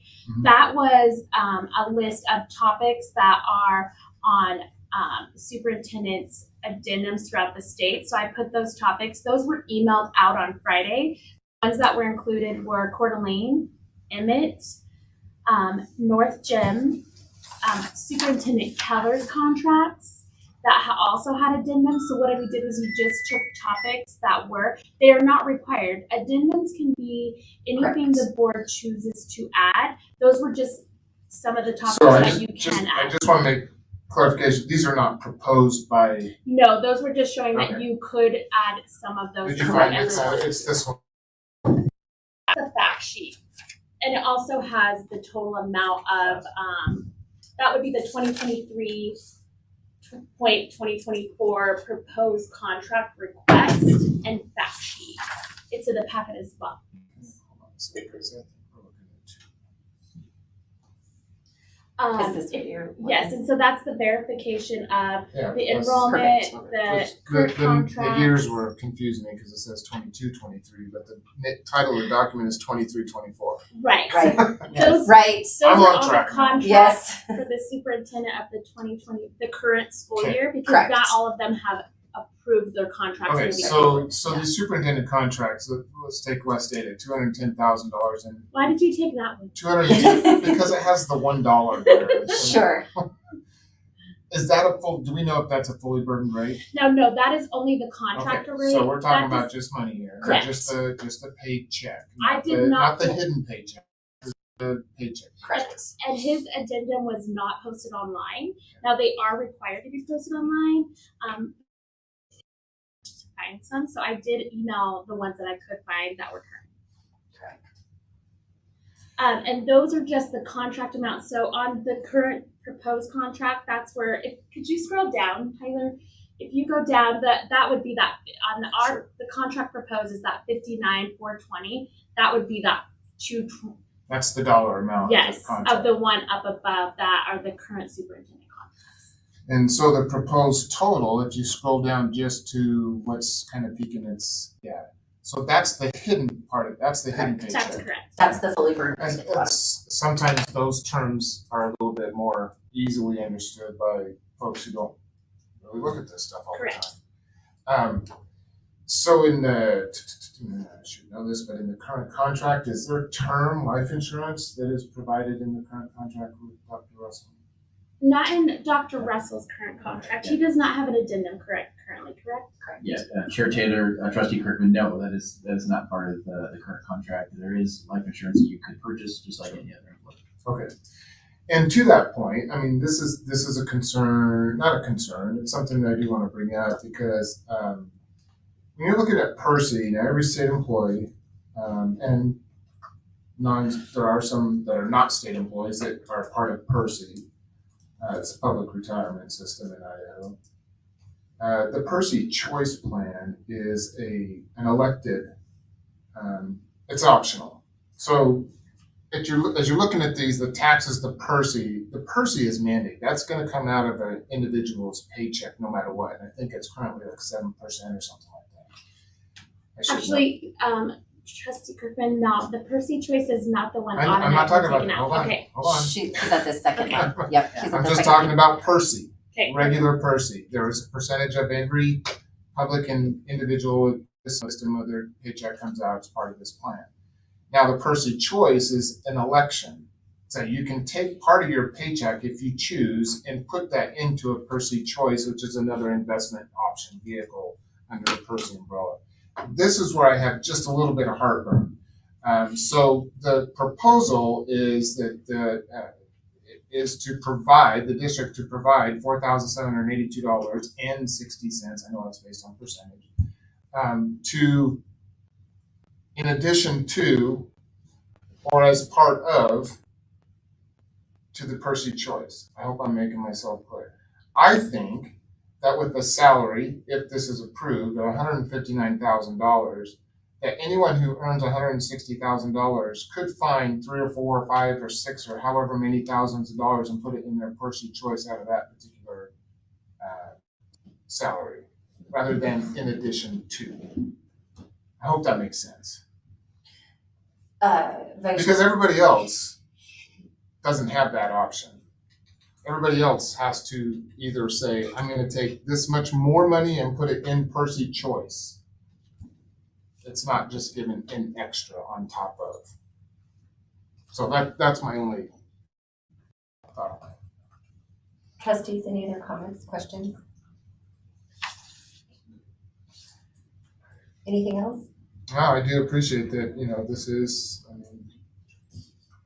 I don't really have a whole lot of heartburn with this. I mean, it sounds a lot, but those who sat and worked with Dr. Russell and see what he does, and he has to deal with Deputy Superintendent Yarborough. So right there, that requires. He's worth every penny. We meet for hours about that. Anyways, but I just have that. I can make a motion. Okay. I move to approve the superintendent contract. A second. Okay, it's been motioned and seconded. All in favor? Aye. Any opposed? No. Okay. Yes, I oppose. Wow. However that goes. Okay. Clarification. I was just gonna say that. Yep. So technically that just passed. Correct. Without an addendum. So that would, because he only motioned to approve the contract. For the addendum That's why I was piece, hesitating. you have to make the motion. So if you want to include the addendum, the second page, you have to make a motion because it could have just been motion to approve the superintendent contract and addendum. So we'd have to make that second At motion. least to approve the addendum if that's what you choose. And right then- now, just the contract. Just for point of clarification, we have a term of time in said contract. Yes, and yes. 2 years. Yes, correct. So that motion has passed and made it. We have approved his contract. Are there any other motions on the table for What this? what was approved? The contract. The contract. For $159,000. 159,420. Correct. What addendums? Let me just make sure. The proposed amount and then the proposed total includes. If you scroll down on the contract, the addendum included the total calendar work days, and this is just off the top of my head. I Correct, could be the wrong. 14. The personal days, the sick days, the additional Percy choice, and the vacation days. I'll make another motion that we approve the proposed addendums minus the Percy choice. Do we have a second? Motion dies. I would like to motion to approve the addendum to the superintendent contract as it is written. Second. Okay, motion has been made and seconded. All in favor? Aye. Aye. Any opposed? Aye. Okay. So, motion passes 3. All right, we are gonna move now to the second item. Thank you. I've already lost my place, of course. All right. Give me a second, guys, to redo my paper, the talking points. Okay, perfect, sorry. All right, we are gonna move to the board clerk agreement. Trustees, in a similar fashion, we have uploaded information regarding the clerk contract for an understanding of how we came to the agreement for consideration today. A timeline has been posted with all motions regarding the current clerk titled background information. This is for easy access to the meetings covering the current agreement and appointment. In addition, we posted the 2 previous agreements that were reviewed and a new proposed agreement from this month. The new proposal outlines he will be contracted for full-time clerking duties for a monthly rate of $4,166. Funds were set aside for the board in the levy for clerking and community. The funds that were set aside for the board in the levy for clerking and community will be used. Funds will be allocated to retroactively assure that Freebie was paid this monthly as a full burdened rate for a service provided. So I want to reiterate that is the fully burdened rate, no hidden cost. The contract can be terminated within 90 days written notice. Additionally, I would like to urge the board to also consider paying Ms. Lamont any one-time stipends received by others working in the district in 2022 as one-time fund payouts given to employees or contractors alike. I will now also open this up for a motion or discussion. I have a question. Chair, if I may, how many hours, can somebody tell me how many hours a month Ms. Lamont is working for the trustees? So it would be a varied amount. It has ranged from 130 at times to 170. This would be for full-time 12 months a year. Trista, I can send that to you. I'm just going to give you approximates. For the 2022 school year, I believe it came in at 1,075 hours for the whole year. And then I think for the month of January, it came in at about 178.5. I'm sure I've seen that number come up in multiple requests. And so that would be just for the month of January. So, and I did not. We can get that to him. Yeah, we can get that exact number too. I didn't pull any of February's as the month's not over yet. Was it, when you say the 1,000 hours, that for the entire year? Entire 12 months? Yes, the entire 12 months. What was it again? 1,000. I believe it was 1,075, but I don't know off the top of my head. I can send all of that to you. Okay, asked and answered. You can send it or share it. Where is Randy? Yeah, Randy's gonna have it. Because I requested it. I'm locked out of my email this sudden. Thank you. Do you want me to say it now? Yes, please.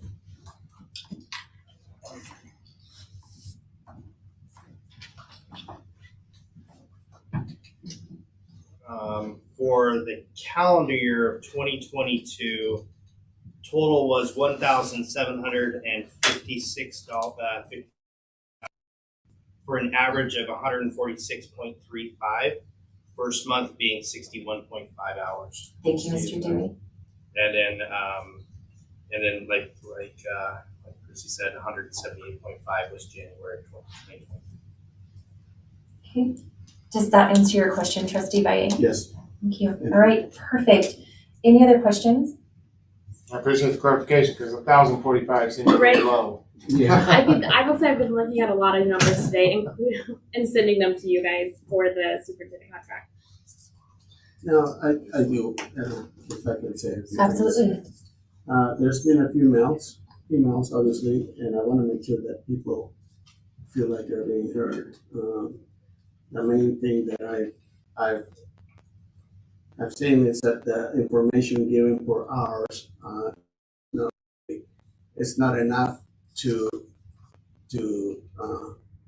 quantify what is work because there's not enough information in there.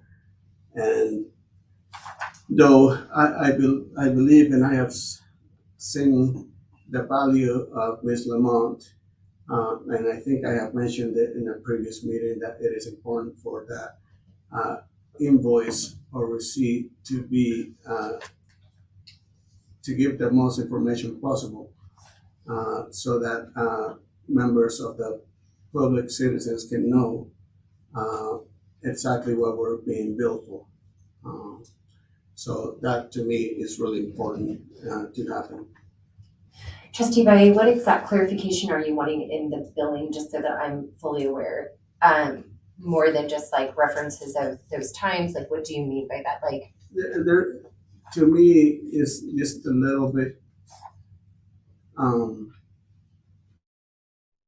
can't pull it up right now, but it's usually when I get a bill from a contractor, especially a company, it goes into more detail of, something that quantifies the hours given.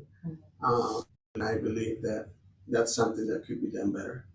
okay, so you're just asking for more clarity in the billing, not something specific. Right. Well, I'm sorry, Madam Chair. I agree with Trustee Valier. I do think that there's a need for a little bit more detail, and I've always been a proponent of this. My experience working with contracts, when I get something, I don't pay it until I can get I don't pay it until we can get verification that that service was provided. Now, I'm not saying that Ms. Lamont doesn't do that, but we haven't had a contract with Ms. Lamont. So I think with a contract moving forward, that detailed itemization invoice, if you will, to be submitted to the district for payment, I think is absolutely appropriate, and I've always been a proponent of that.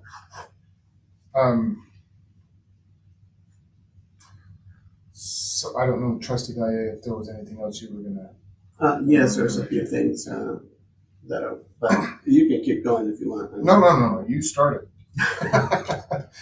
I do want to say a couple of things. It's kind of it's a very interesting position to be in, but the value of a person is not necessarily it's not necessarily the title that it's been given, and for example, when we were talking about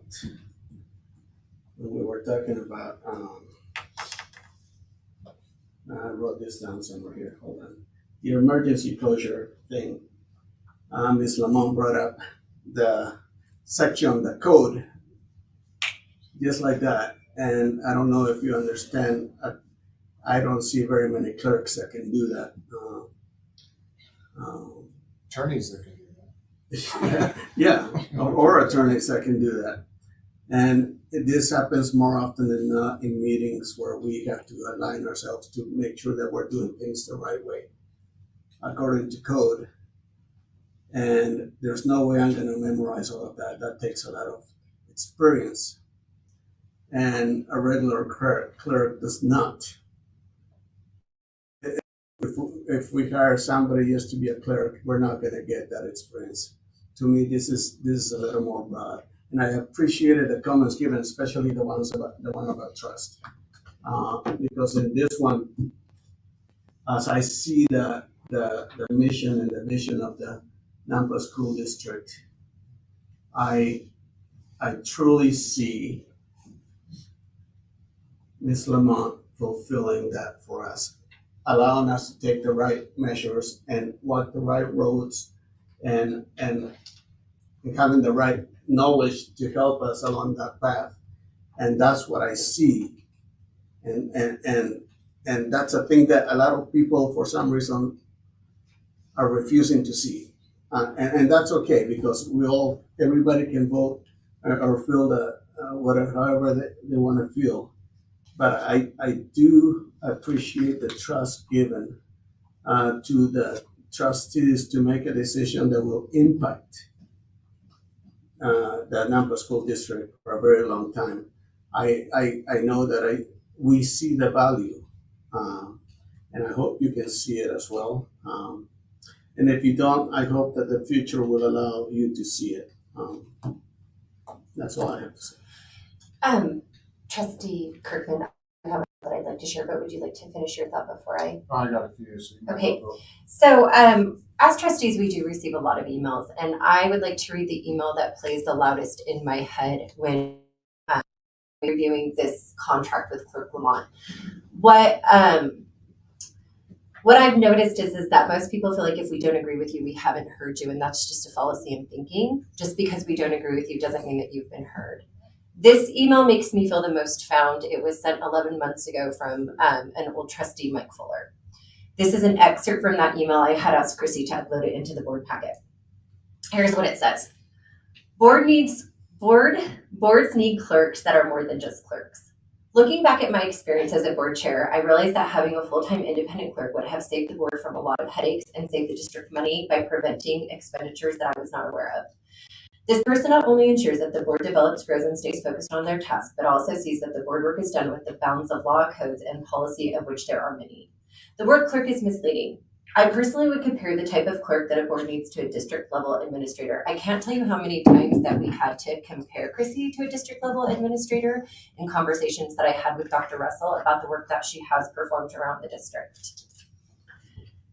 District level administrators are content knowledge experts and use their knowledge to guide others to focus on the main mission of the district and be able to assist in improving their practice in order to reach common goals. Boards need this caliber of assistance. I can't tell you from behind the scenes how many times Chrissy, including the Dr. Russell contract, in helping me decide to keep him and use my voice to express how I was feeling. I can't tell you guys how many times that she has personally just shown up in her position for me as a trustee. The average pay for a district office administrator position in Idaho is between $88,000 and $101,000, depending on the title. In addition to those salaries, district employees receive retirement and healthcare benefits. The type of administrators in the Nampa School District that I would compare the caliber of help that the board needs to be effective would make between $89,000 and $105,000 in a salary in 2020, not including benefits. In contrast, the school board has 0 administrators working for them.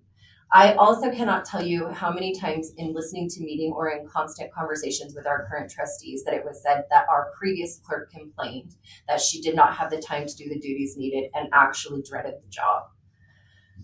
In contrast, the school board has a part-time clerk and 0 administrators working for them. Out of convenience, many school boards are guided by their superintendent to simply appoint a district office employee, often the executive assistant to the superintendent, as the board clerk.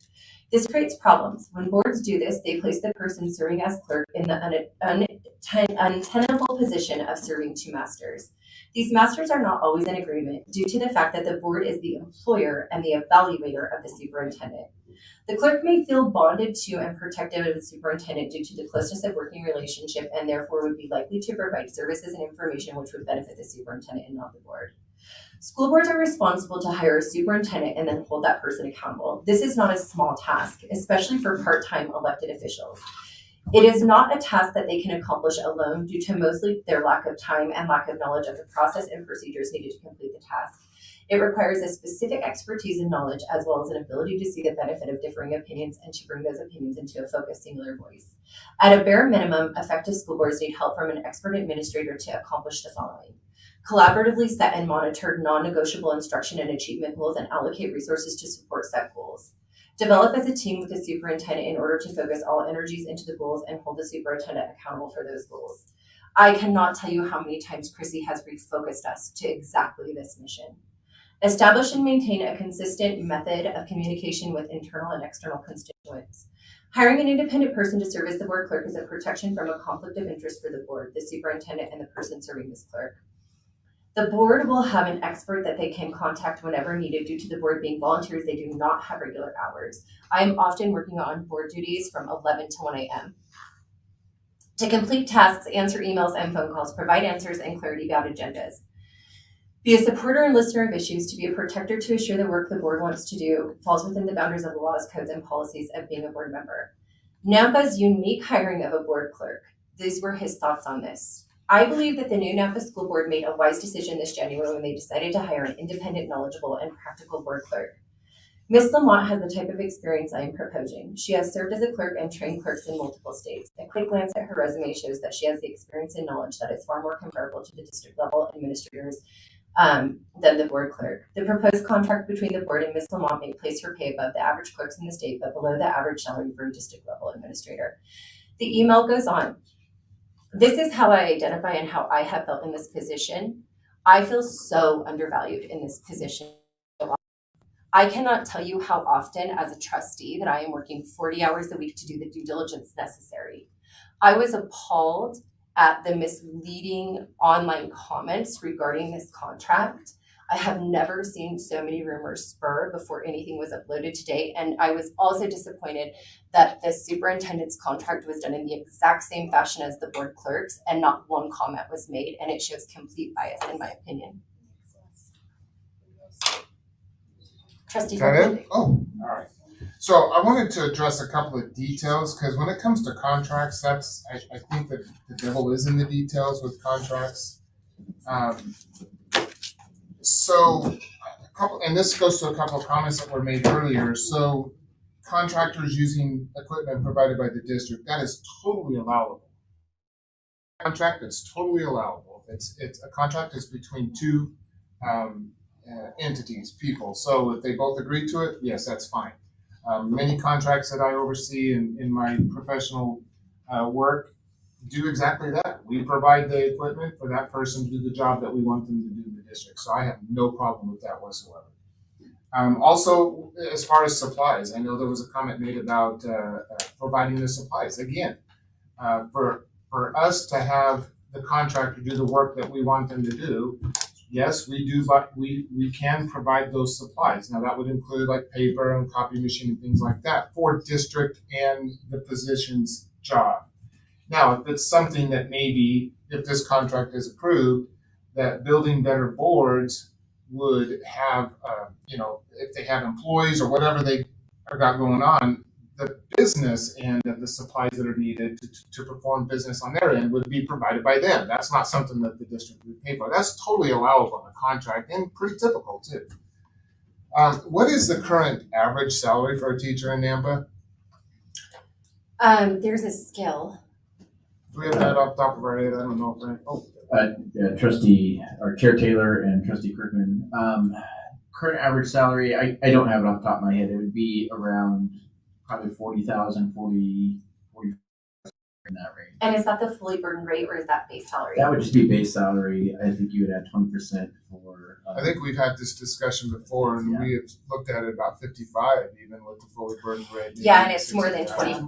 It's at 22% now. Again, it's a comment that has come up also that in how is the clerk's proposed pay more than most teachers, and so I just want to make sure that, and I get it. $150,000 for a clerk position might be a little bit extensive, much, but it's not more than what most teachers make. The proposed amount with the fully burdened rate. We're not paying for, at least the proposal that I'm reading, and I see like 3 of them, so I'm a little bit confused on all these tiers, so I'm trying to merge them all together. But I don't think that the proposal includes, this one that I printed off does, but the one I'm looking at online, I don't think includes insurance, health insurance, Percy. No, fully burdened. This is a fully burdened rate. So in addition to, does that include the 20% in lieu of? No. Okay, that was in the Nope. one I printed I'm off this giving a morning. huge gift to the Nampa School District for the abuse I've been put under from. Okay, so the one I printed off last night had that in there, and that's why Right, I this was. is the one that was Correct. So we can just have them over there, right? Like, yeah, don't combine them together. I made some notes on that. I'll keep it over here. Again, there was a comment about overwhelming opposition to this contract. I don't see that. Yeah, I've gotten some emails from people who are concerned about the contract, and I appreciate those emails and I read them. But there's not overwhelming opposition in this community to this contract. I don't see it. I don't see it.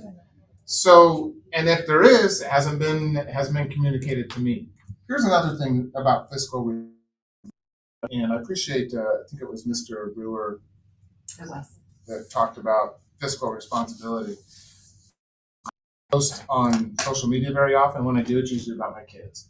But I did respond to a comment from a local city council member because of increase in our irrigation fees, which just, that's a whole different issue. And I got to thinking about it a little bit, and the comment was about fiscal responsibility. And fiscal responsibility doesn't mean always paying the less or the least amount of money for everything. Because down the road at some point, are we getting the value for what we're paying for?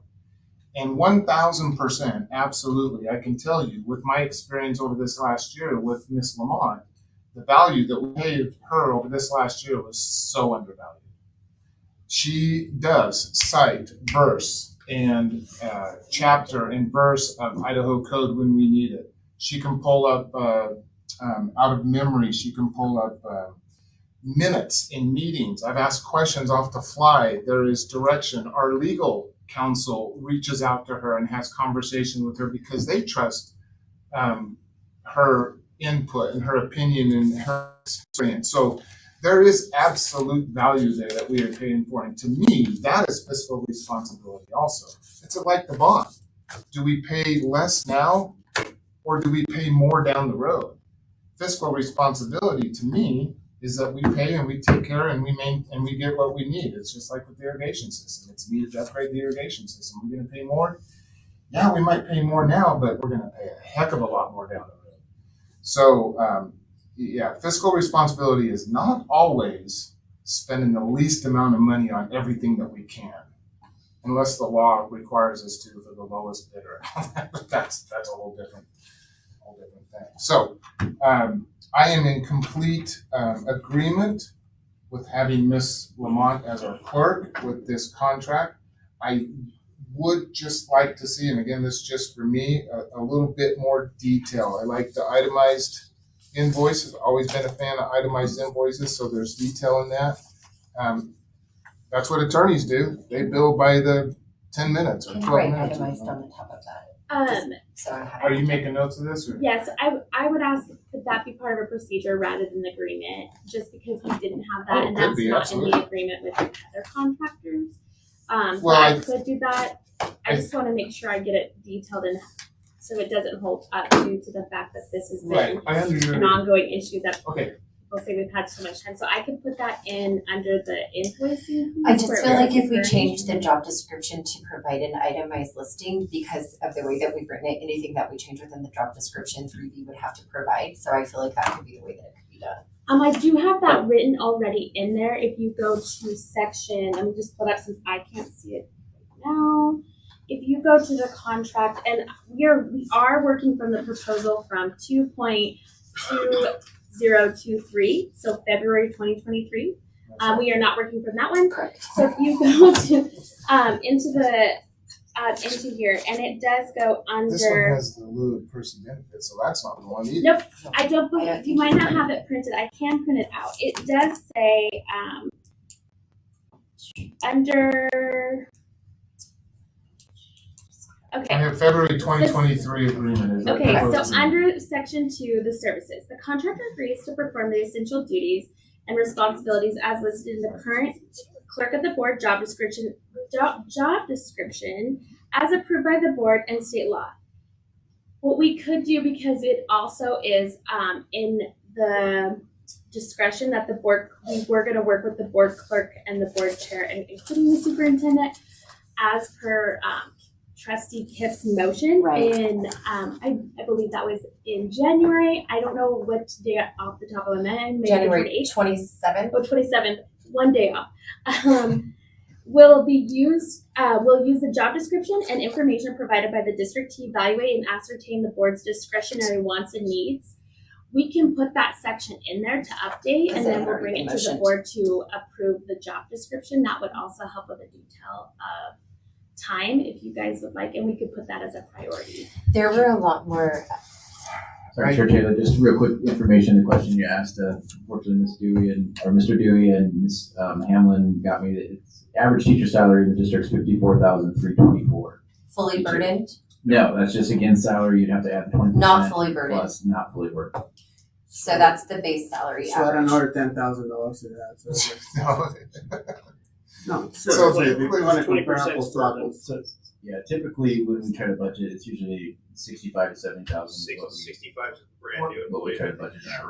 We're not 65 is the brand new. But we're not comparing apples to apples. No. No, we're not. I just think that what I think is hard is that when we don't discuss fully burned rate, and since her fully burned rate is absolutely. coming in under that, I think that It's that's the an full important cost of what we're paying for, right. no It's matter just what the position it it's is. just the truth of it.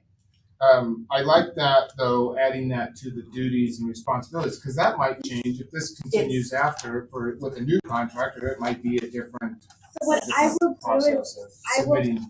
I'll also take that verbiage from that motion. Correct. And it says ascertain the board's discretionary wants and needs, and I'll put that right into that section. Okay. Is that language that if he's going to entertain that type of a motion that we need to keep in the motion if it was the previous motion? You can put with edits as discussed. Okay. Are you done? Well, section 8 here. Now I'm looking through this, and I apologize if you want to move quickly through this. We did. because I This is think where this we have to all right, discuss because I it. think Yeah, this this is what we have to do tonight, Jeff. Okay, I just want to make sure that I'm. We don't get any other place to discuss this together, guys. Right here. Okay, so providing bond. Would you please explain that, because I put that in there because that's also an Idaho code. And having a bond, or for the district to provide you a bond? Correct. Contractor a bond. Well, it's for the position, so it talks about provide bond for that particular position. I'm not going to be asking for one, but it is part of Idaho code. That is why I You actually are asking for one. It says the district shall be providing bond. Oh. Is that what that means? This probably just wasn't updated. I don't know. I updated I'm looking that. at the updated one. I guess. did include that only because when you guys transition to either another independent contractor or a full-time employee, whatever that might be and whatever time frame that might be, is that if it is an employee, that is something you would like to consider. I guess I didn't really think about that because it is in Idaho code, and I use the word shall because it is in Idaho code as that. So you want to keep it in there, or? I would prefer to keep it in there just because it is in code, but it's up to you guys. What's the cost of it? I have not looked into any of that. Okay, professional equipment. Again, I think that I think the professional equipment, the office space, the professional supplies, things like that can be detailed in the job duties and description instead of, if we're referring to it in section 8 as outlined in job duties or whatever, that kind of thing. There's reference in this contract to someplace else where there's detail. That makes sense. Right. And that's in section 8? Yeah. Okay.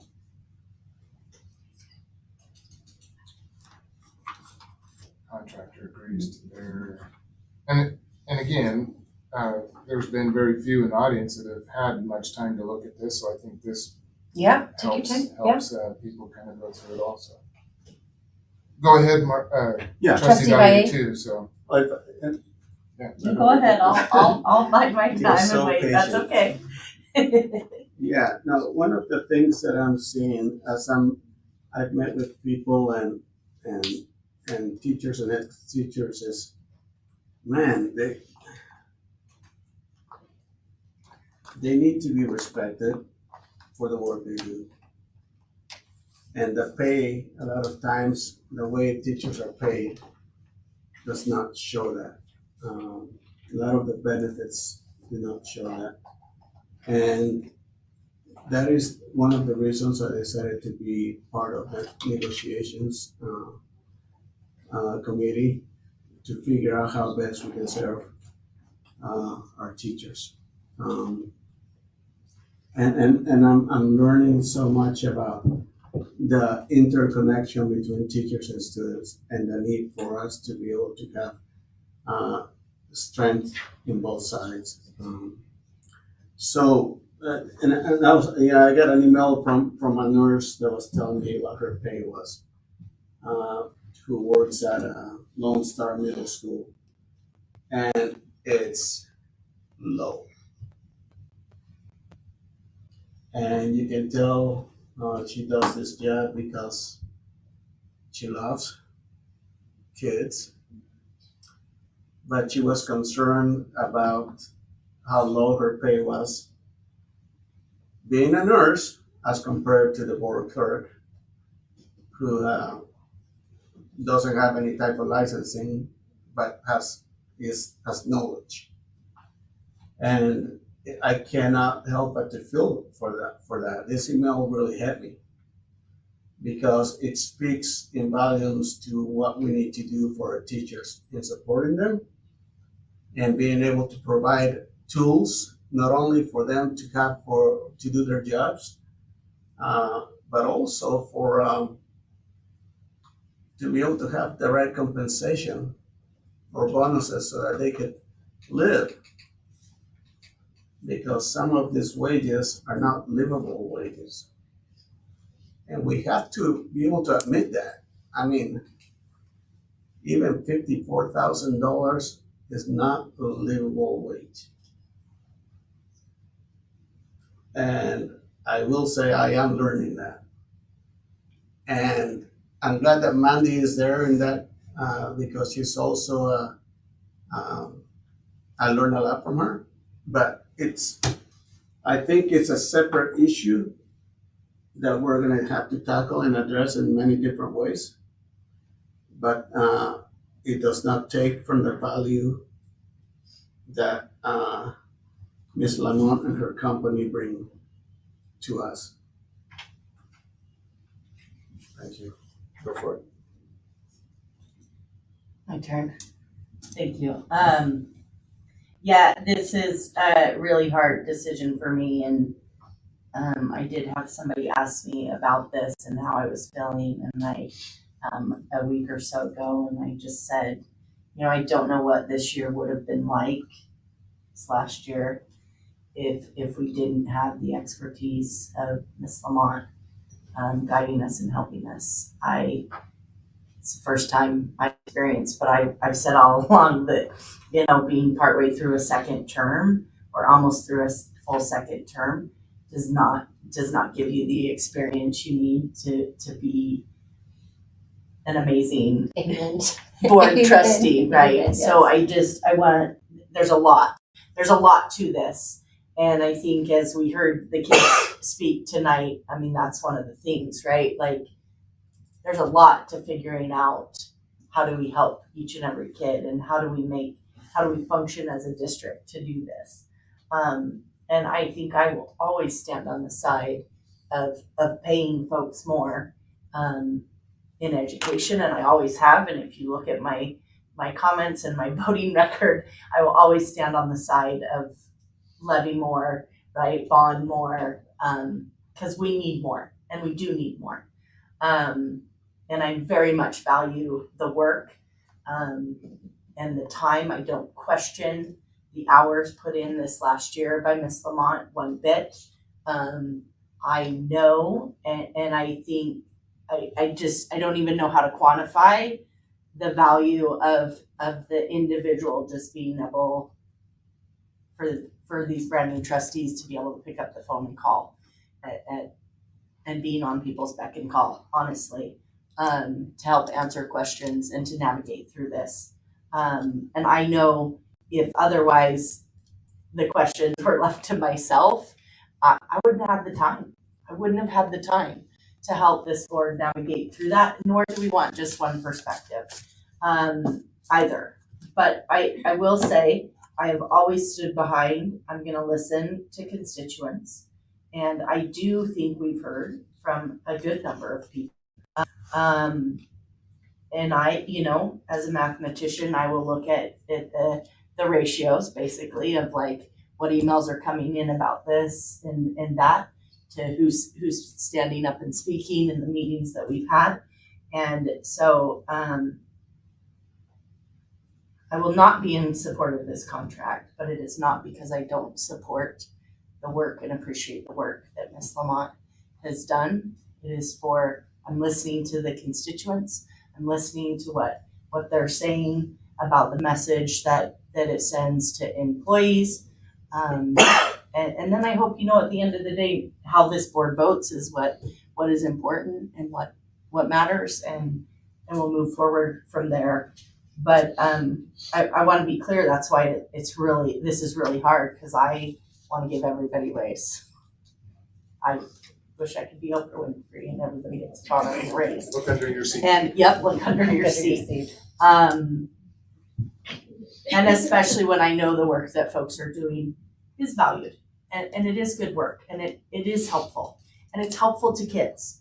I think to Miss Susan Butkus that spoke, like it is helpful, and it is damaging to districts and kids when you have an overturn of boards, and I don't think we always talk about that. And it's not because like anybody wants to come in and damage things, it just rocks the boat, right? And that's the stability needs to be there for kids. So I will probably not be voting in support of this contract. I know that in one of those meetings, I think I was the one that proposed the increase of the 18 something per hour. And that was a huge increase from what the previous board clerk had gone. I hear what y'all are saying, and I think I have a feel, but we'll see when we get to a motion and things like that. But even at $20 an hour is about 35,120. And I don't know that it needs to be less than a teacher wage necessarily. I don't know, but I'm just thinking of the drastic jump from where it was before. And Randy might be able to help me with this number, and I apologize, Randy, because I didn't ask for it. But was it like $1,000? Like it was chump change, not even that. About originally she was getting about 4,000-ish, and then it went up to about 8,500 when a lot of the stuff with COVID hit. Because of all the extra meetings. Yeah. Which really, 8,500, and I know the amount of hours went up. I watched them go up. I experienced the amount of hours go up. Our hours have been different than even pre-COVID, and I know that. And I'm the only one that has the experience is sitting on this board to know that. So I know that the job requirement is bigger than it was, and I don't know how much it's going to change, and I can't predict that. But I don't know. Okay, thank you, Trustee Simpson. So in this contract, sorry, I'm getting back to the boring details. Before you do that, I did, and I'll include all of it. Section 8, I put add to the services as referred to in Section 2 provided by. Well, and at the end of this proposal, there is that entire agreement, along with any attachments or addendums, represents the entire agreement. So I do get that. So throughout this, is there anything in here about legal representation? Because as an independent contractor, you're on your own. Typically, when it comes to being represented by legal, you are not represented by district. None of the other contracts the district has, including all your other independent contractors, have that. It does require liability insurance. Sure. Standard language. But I assume that as long as see, this is why we don't make assumptions with contracts. Assume that if I get sued personally, the district's not covering. Well, we can't make that assumption. That's what I want spelled out in the contract, though, is that if, and we can find the language to put in there, but outside of sole Is that- negligence on the district, contractor is responsible for all, whatever. I think I would probably want that to be something that we could work on an addendum to and work with legal counsel rather than holding up this Well, I would contract. hope that legal counsel does review this before we It would have to, before we even make a motion and vote on it. it's totally up to you guys, I can't motion. And legal did review it without the edits. They had reviewed it when we first had went over it because you had spoke with legal and we've taken out most of that language. The other thing is, I would also want them to look at the details of the job description and work with legal to make sure that anyone in the board clerk position, whether they're a contractor or an employee, is protected by law because it is in code. So that's why I would work with them. What do you mean protected? Because to what extent? That's what I would ask them, because normally, I would say when you are, if there's a legal issue as the board clerk in that position during that employment, it depends on what your, it falls within your liability insurance, and that would still fall under mine. But I would also ask, while you're in that position, what would that entail with legal counsel? Because I have no problem doing that. But I think we want to make sure if that's something moving forward is what is legally needed to do. And then that would also help you build moving forward, what kind of position does that look like? I agree. And I think, it comes down to, I agree. And I think that language, assumptions And I are would a dirty also- word when you talk about Well, I would contracts. also add that all contracts on your guys' site I need agree to with be all the our exact same, contracts. and right now, none of them have that verbiage. Well, Because maybe I it's have time we reviewed start, all of maybe them. this is where we're setting And a that- new standard. I love that too. I would I feel agree. like this is a standard conversation. I It's would always agree. gonna seem weird because the position didn't exist, and if we went with every position that didn't exist in this way, it would bring a lot more light. Because if you do look at other contracts and the questions are asked, well, there's nothing to compare to, what is the Yeah. standard language, so on and so on and so on. That's always been an issue that I've looked at, like, Yeah, I like that. Precedent and then setting. you just close your eyes and hope for the best. That's not how it should be.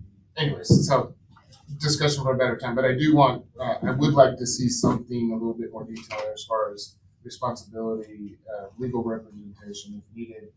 You do something on your own that's outside, so on and so on. And Would you want to do that as an addendum, or do you want to pause the whole because I think that is going to take more time. And I know it's going to also take time, but again, I'm this I'm is. fine with all of it because in the contract it does say along with any attachments or addendums, and we could put a time frame on that other piece, or you could pause and wait to move forward. That's We possible. do have a 60-day motion that was on the table that's going to be ending soon. Also, I will say that I have been under personal attack since I started working for the Nampa School Board. And I would hate for us to keep putting this on the table because I have my safety's been concerned at times, people driving past my home, people doing things like, I would just hope that we can move forward at some point, even if we have to do it as an addendum or attachment so that I can stop being a target. Well, yeah, I agree with you, unfortunately. And that's why maybe we could consider moving forward and negotiating it as an attachment or an addendum. And that might be something that the other contractors in our district can do for this current fiscal year as well. That could be a standard we start immediately.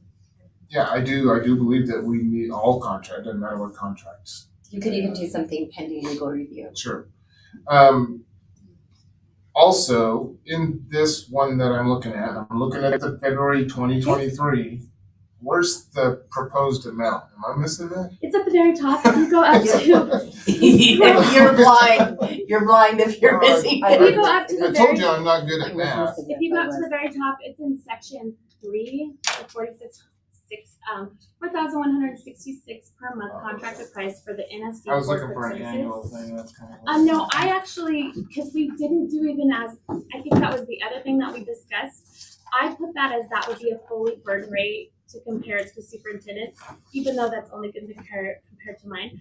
We put a 90-day notice on either party that we could give each other. So technically, That's typically longer than what's normally in a contract, but I like it. The only reason that we did but that I'm is not that we asking were for both- any term. Yeah, on there's no contract. terms. It was so that we would have time if she wanted to train.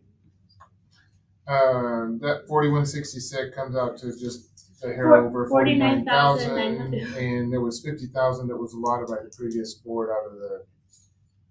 For board discretionary. I almost said ESSER money, but I know that's completely different. Out of the levy for possible discretionary use on something like this.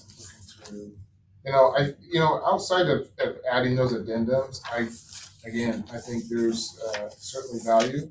I think this sets a standard kind of for how contracts Should go. probably should be reviewed. And some of that standard language, I've seen some of the other contracts and it kind of worries me that some of the language is not in there.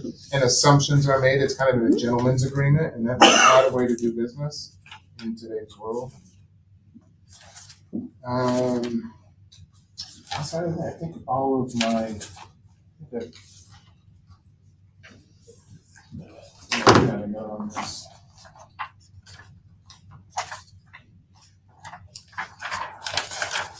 You're right, I did see that number and completely spaced it. So. I think Okay, if that's all for discussion, I can entertain a motion. It's going to legal first, right? Is that what we're talking about? It's totally how we motion. Yes, if that's what you're wanting, you can motion it. It's totally, I can't motion, guys. How many days we got till the 60 days? The board meeting that was approved was on January 9th, and today's the 21st, so. Oh, we got time. We got an hour meeting. We do now? Just because our next board meeting is past that date. Oh, it is. Yes, it is on March 20th. And, actually, no, it's on March, sorry, let me look. It's after the time frame. It's after March 9th. well, we could also motion that, that decision was made 60 days, but there's really nothing saying that we could extend it to the next board meeting, which would be in February 21st. No, what are we in? March 21st. No, we're in February.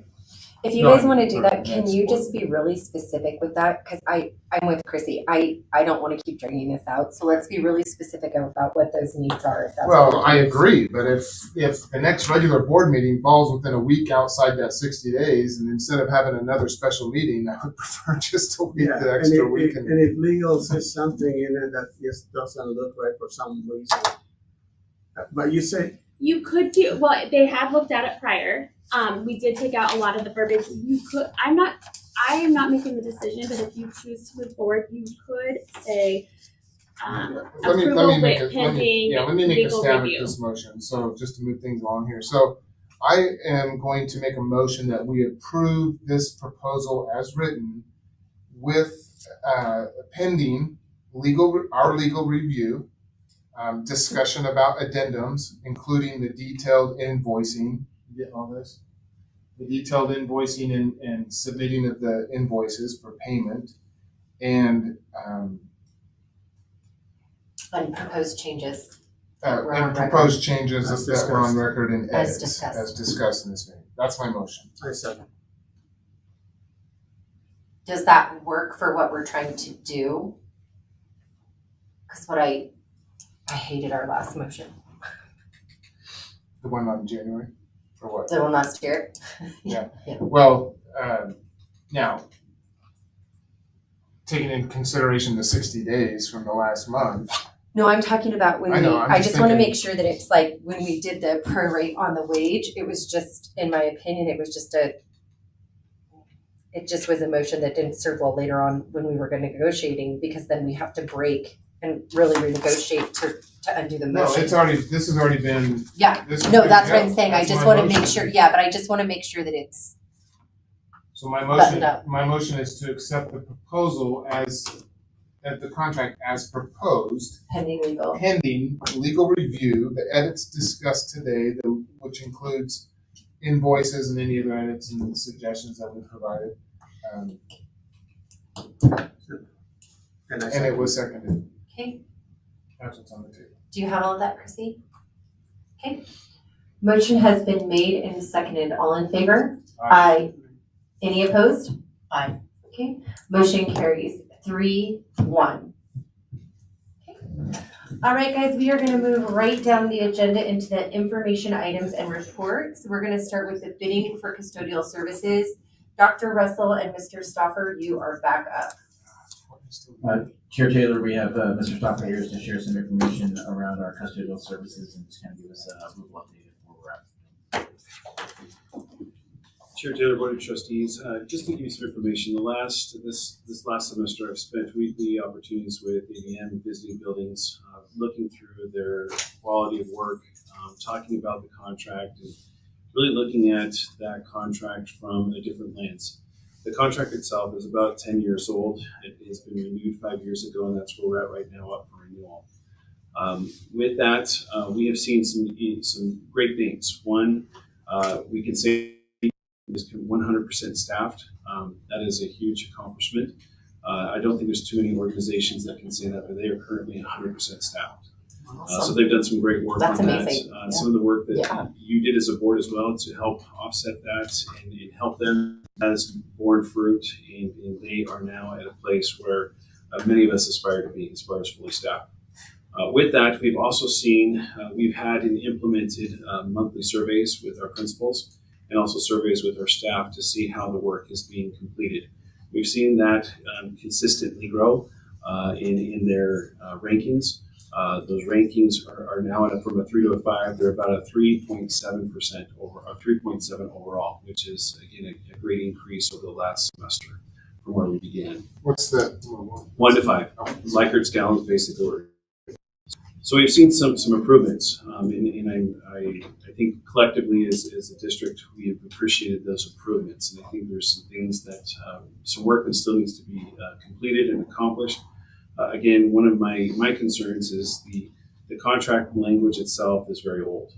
I'd like to propose that the board would take into consideration an opportunity for us to reevaluate the contract completely and revisit it and rework it, and so it is more in line with what the work is being accomplished. As you can imagine, over the course of years, the work has evolved in the district. There's some things that you mentioned assumptions earlier. There's some assumptions and there's some concrete rules that are in there that are no longer needed, and some things that are needed. So those are a couple of the background information that I wanted to share with you. Coupled with that, this is a pretty laborious task for this large of a contract. The contract is up for renewal in June. I am skeptical that we can get a good contract written, put out to bid, and returned with the things that we want in that time frame. I would suggest that the board, I would recommend to the board consider that they allow me to work with ABM to put an addenda to the contract for 1 year in the interim in which we work with re-evaluating the contract and put it to the test once we revisit that and put all the things in it that we really currently need. I know it's a big contract, so I think that our attention to this contract is needed. I've spoken with ABM. They are willing to work as partners in this endeavor if the board so chooses. Understandably, at the same token, we are available if the board so chooses to move forward with this and to have it put out for bid. We will do that as well. But we just wanted to talk with you about the options that are potentially out there in what we're currently seeing, and what I have currently seen as I've been working with ABM through weekly visits to buildings and with principals. What's the current value of the contract? Oh, I can get my laptop. It's I think it's 4. I forgot Randy. I do have those numbers. I just didn't know them. It's anywhere from, I think it's around $4 million. $4 million. So over the last 5, so the current contract we're in now is the end of the second 5-year term. Correct. And I guess in the first 5-year term, there was no COVID protocol that was included in that. So is that one of those assumptions, or was that renegotiated for the second 5-year term, or are those in there now? Is this something that you're talking about right now? That's exactly what I'm talking about. The contract has remained largely the same. There have been some addendums that we have put in over the time. You did one in, I believe it was January, or excuse me, it was in September, I believe, that we looked at the other addendum. There is a lot in there. It's a 20-plus page contract, lots of nuances in there. There's some components that range anywhere from standard cleaning to light maintenance to painting to some landscaping that are all involved in the contract. So it is a very dense contract. Some of those things we need to consider as a district. Do we want to continue those things to be in the contract? Do we want to move them out? And what additional things do we need in the contract that we currently don't have? I think that process is in the best interest of the district to reevaluate. It's been 10 years basically underneath the same language, and we really need to do a good job of breaking it down and working it through to what our current needs are and what our future needs will be. But if you want to go another year, you're going to bring that back to the board, obviously. For that. Yes.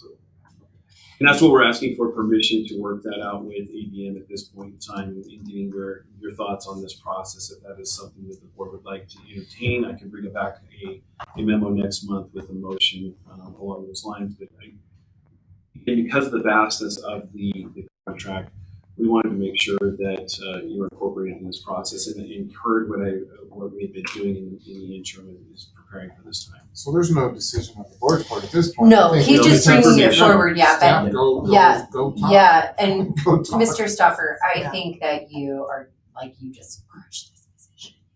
So that being said, I really like that you're bringing this to us so early. I do feel like it's a big contract. It makes sense, the request. So are you saying that we should see that next month as a possible action item? Yes. Okay. It so pleases the board.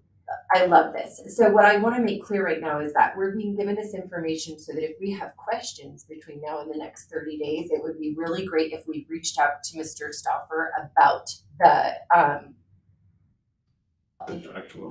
contracts that would make you custodial. Yeah, the ABM contract. So I love that you're bringing it to us. I would preference that he go this route and bring back an action to us because it's a year, and the fact that ABM is 100% staffed, and I mean, I really don't feel like you're going to pick poor janitorial services to make yourself have more headache. Bring it back. Yeah. Yep, I love it. Thank you. Thank you very much. All right, we're going to bring up Mr. Knopf. I've been corrected 5 times now. Cheers, Taylor. Mr. Knopf is here to share a little bit about where we've been with our ELA curriculum committee and just kind of share a current update where all things are with that. And I think Tyler's got some slides for me, so that's so I can stay on track.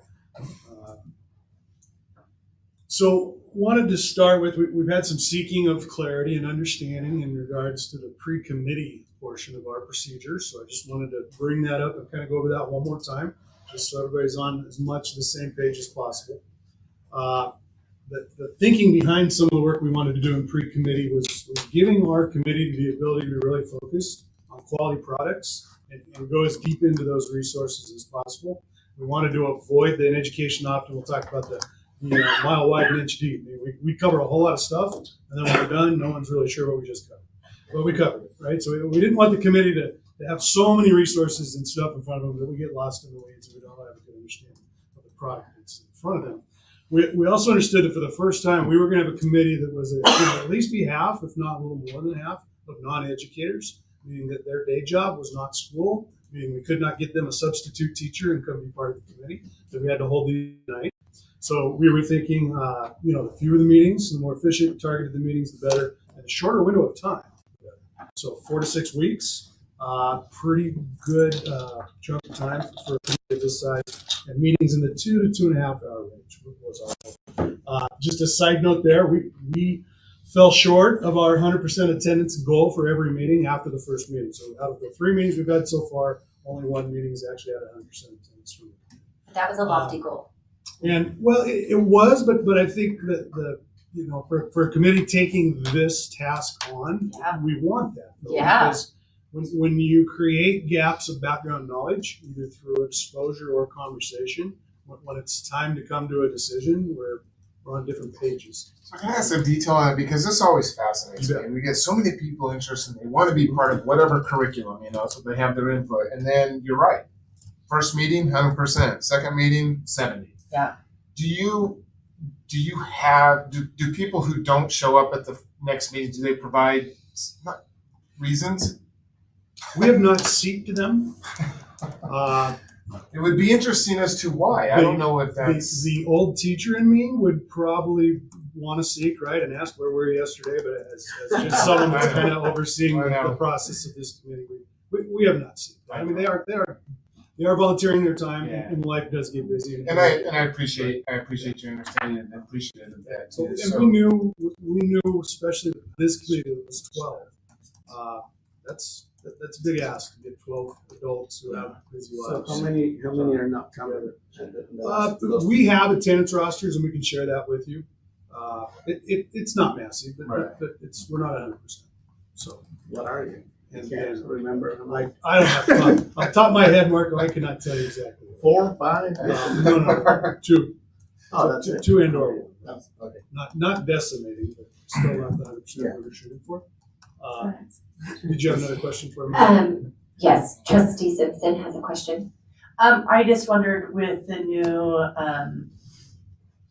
I'm not gonna use the right word, I'm gonna call it guidelines, but it's not a guideline. We specifically had to structure the committee in this specific way.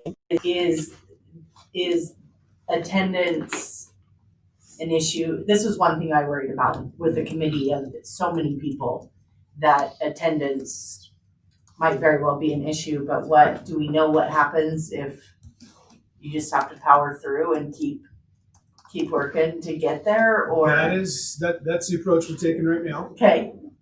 If you read the statute along with the policy we've adopted, that there is nothing that it only speaks to appointing, and that the committee's job is to advise. There's nothing else in regards to mandatory attendance. Attendance like a jury, which needs your alternate sitting in the the back row, so they can just realize there's nothing that addresses that. No. So we're going to advise the board. Okay. Is what will happen. So within that thought, I didn't feel like it was a good idea for me just to sit down and say, okay, this is what we're going to take in front of the committee. So after asking some questions and kind of getting some feedback from some folks, we did have a working group of teachers.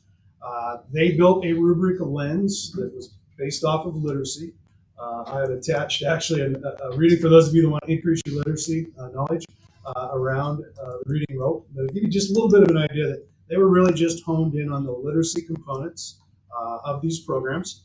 We had 7 publishers come in. They gave 30-minute presentations. You're going to see on the next slide that we had 70 to 90-minute presentations with the committee, and that seemed fast. So 30 minutes you're flying. Okay, so didn't go very deep, but wanted to just take a decent look and let me know, what should we take in front of the committee for quality products. So through that process, 2 were brought to me: HMH, the Into Reading, and then the Sawdust Market. And so those are the 2 we brought in front of this committee for review. Any other questions on the pre-committee work? I know. Sorry, just so I'll forget this. And I bring this up just so that there was no hidden agenda or nefarious reasons as to why we ran the procedure this way. These were just our thought processes as we went through this. And we expect to learn and iterate and see what this procedure under this particular law looks like moving forward. And Chair Taylor, trustees, that just to reiterate what Mr. Connaught mentioned, our first time through this iteration, and we're hoping to learn from that, get feedback from the board, get feedback from the committee, get feedback from the community as well, and see if we can make adjustments in our next curriculum adoption. Yeah, no, I appreciate that, because I heard something to that effect that things were already chosen for us, and we only had 2 to choose from, and it's like, why are we here if they're already choosing what we need? Right. So. But it's a learning experience, all of us, so I get it. But. I just have to say, though, just for the record, that I would have thought that was a great strategy, because you're going to inundate people with choices that they're not really necessarily able to make. So I appreciated your strategy. So that has to be difficult, right? Because I had heard the same thing. Well, I mean, there's 5 of us and we all think differently. So in my opinion, I felt like it would have made sense to narrow down those choices on what best was suited, and then gone through the breadth of the curriculum, which you did. So I had heard the same things, but I feel like you're very thorough, straightforward, perfect for a curriculum committee when it comes to that communication. So I had appreciated that portion of it. I think that you'll find sometimes that there's just differences. True. Which you totally see. I don't need to tell you that. I was just saying, yes. I think you see that. I was just saying, yeah. But thank you. I appreciate your So, quick clarification, Madam Chair. On this slide right here, I'm just looking at. So you assembled a teacher work group. Was that within the committee? No. Okay. No, that was all before. Okay, that's what I want to make Yep. sure. So if there was a committee and then you took the teachers in the committee and that's not what happened. All right, thank you. Go ahead. Next one. So then, committee, as you know, you folks selected a committee in December, so we got rolling in January. They did have some homework, so we asked them to do some reading before our first meeting, and then our first meeting was on the 17th. We tried to kind of build a common knowledge and lens that we wanted people to look through when they were listening to the publishers, and then also going through the resources and just some of that common knowledge. So the first meeting didn't have any publishers in front of us. Didn't have a ton of resources, but some of the demo resources in front of us. But the focus was bring purpose to the committee and try to get on the same page. All committee members got a digital access through a teacher demo account on January 26th. So that's the full comprehensive. That's everything a teacher sees on the digital side of things. Plus, we've got a lot of hard copy resources. There's a lot of hard copy resources there. So Sabas and HMH spent the next two meetings presenting. They both did very thorough jobs of presenting. They did a great job of answering questions. Both presentations were done well. And like I said, even like with Sabas, 90 minutes went really fast. And you feel like you could use even a little more time. But they did a nice job. We've had open house. Last week we had 4 hours Thursday evening, and then we were open all day Friday, and then we're open again this evening, 4 to 8. Right. So open houses for public to come in. Parents, teachers, anybody that wants to come in and look through that. And then we also had a form, just a quick survey to give us your thoughts of looking through there. And then we're going to assemble this Thursday and start the decision-making process, with the goal still being that we bring hopefully a K-5 ELA curriculum to you in March for consideration. Madam Chair, what was your attendance at these open houses? That's another aspect that always fascinates. Yeah, so I don't have the exact number of staff. Can you count them on pretty two high? hands? Or No. Staff's definitely over 50. That probably somewhat coincided with the fact that we had a work day for elementary staff on Friday. They got to come, but there was still decent staff participation in the evening sessions as well. I'm not surprised, especially with the K-5 ELA adoption. This tool is a very, very intimate tool to elementary teachers.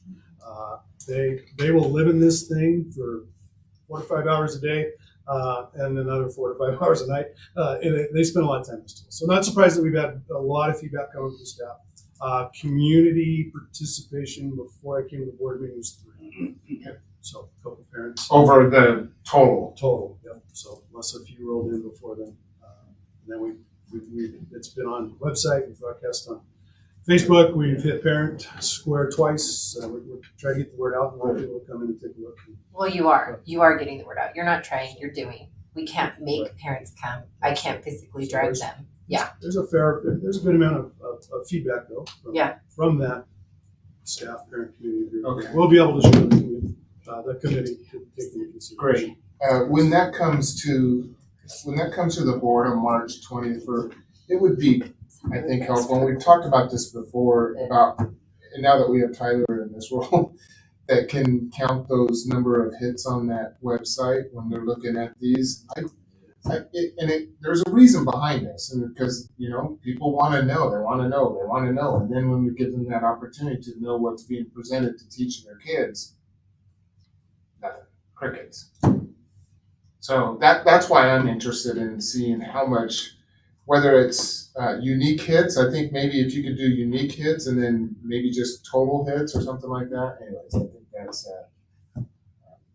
Anyways, I'm going down the rabbit trail, so I apologize, Madam Chair. I appreciate what you do. Truly. Thank you. It's been my night job here in January, February. I'm looking forward to moving on to the next night job. Any other questions? Yeah, what's your day job? Apparently, whatever he tells me. All right. Thanks for your time, folks. Thank you, Mr. Knopf. It is much appreciated. Very much. Totally agree. All right, we are going to get a bond update. Mr. Stauffer, you are back on deck with Dr. Russell, who doesn't leave the deck. He stays cute. Chair Taylor, trustees, I'm tonight going to share a bond update. I'll have Mr. Stauffer share a little bit about our website and some of the changes we've made up there when he comes up. You'll see in your board packet just some of the events that we have been going through, have been out in the community a great deal, virtually daily, somewhere informing folks about our upcoming bond. I would say the general feedback has been positive, at least understanding the need. I clearly understand that there is some financial constraints and some concerns for the community. But I think most folks realize that our buildings are aging. As we look about the future of our students and the type of educational quality we want them to have, that is something that I think everyone has said, yes, we support having the best education we can for our students. So we'll find out how that goes. Just want to highlight a couple of events. We held a migrant PAC committee, that's a parent advisory council with some of our migrant parents that were able to come and speak with them in Spanish and help them understand a little bit about it.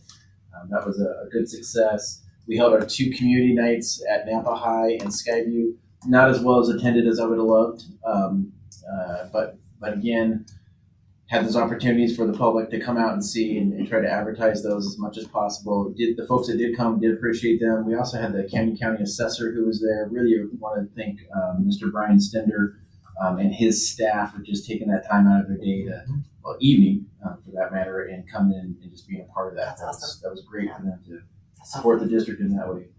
Have made all of the rounds across the community with many of the groups, the Kiwanis, the Rotaries, and maybe still have a few more to go, Lions clubs, those type of things, been speaking with them. Also talking to some of the newspapers, editorial boards, spoke with the Statesman last week. We'll be meeting with the Idaho Press coming up as well. They've asked various questions about the district, about the need, and we just share the information with them. And then they'll ultimately determine what their editorial board wants to do with that. Have a couple of important school tours coming up we're offering. That is something that this is the first iteration I'd like to do more consistently. And we're doing the best we get the word out. We have a few have signed up. Some of the ones that originally did and weren't able to make it, part of that could be the timing. But we'll be doing a tour on this Thursday at 10:30.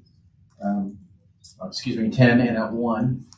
Walking them through Nampa High School, walking them through Centennial Elementary, sharing with them a little bit about the needs that the district has, informing them about the bond, but also just letting them see the physical buildings. And one of the things that we're just, again, for anyone who's watching or is going to watch later, really encourage folks to sign up on that. If the times don't work this time for you, please just reach out to us. Let us know. We're happy to schedule another time, even if after the bond. If you just want to come see the schools, please get in the schools.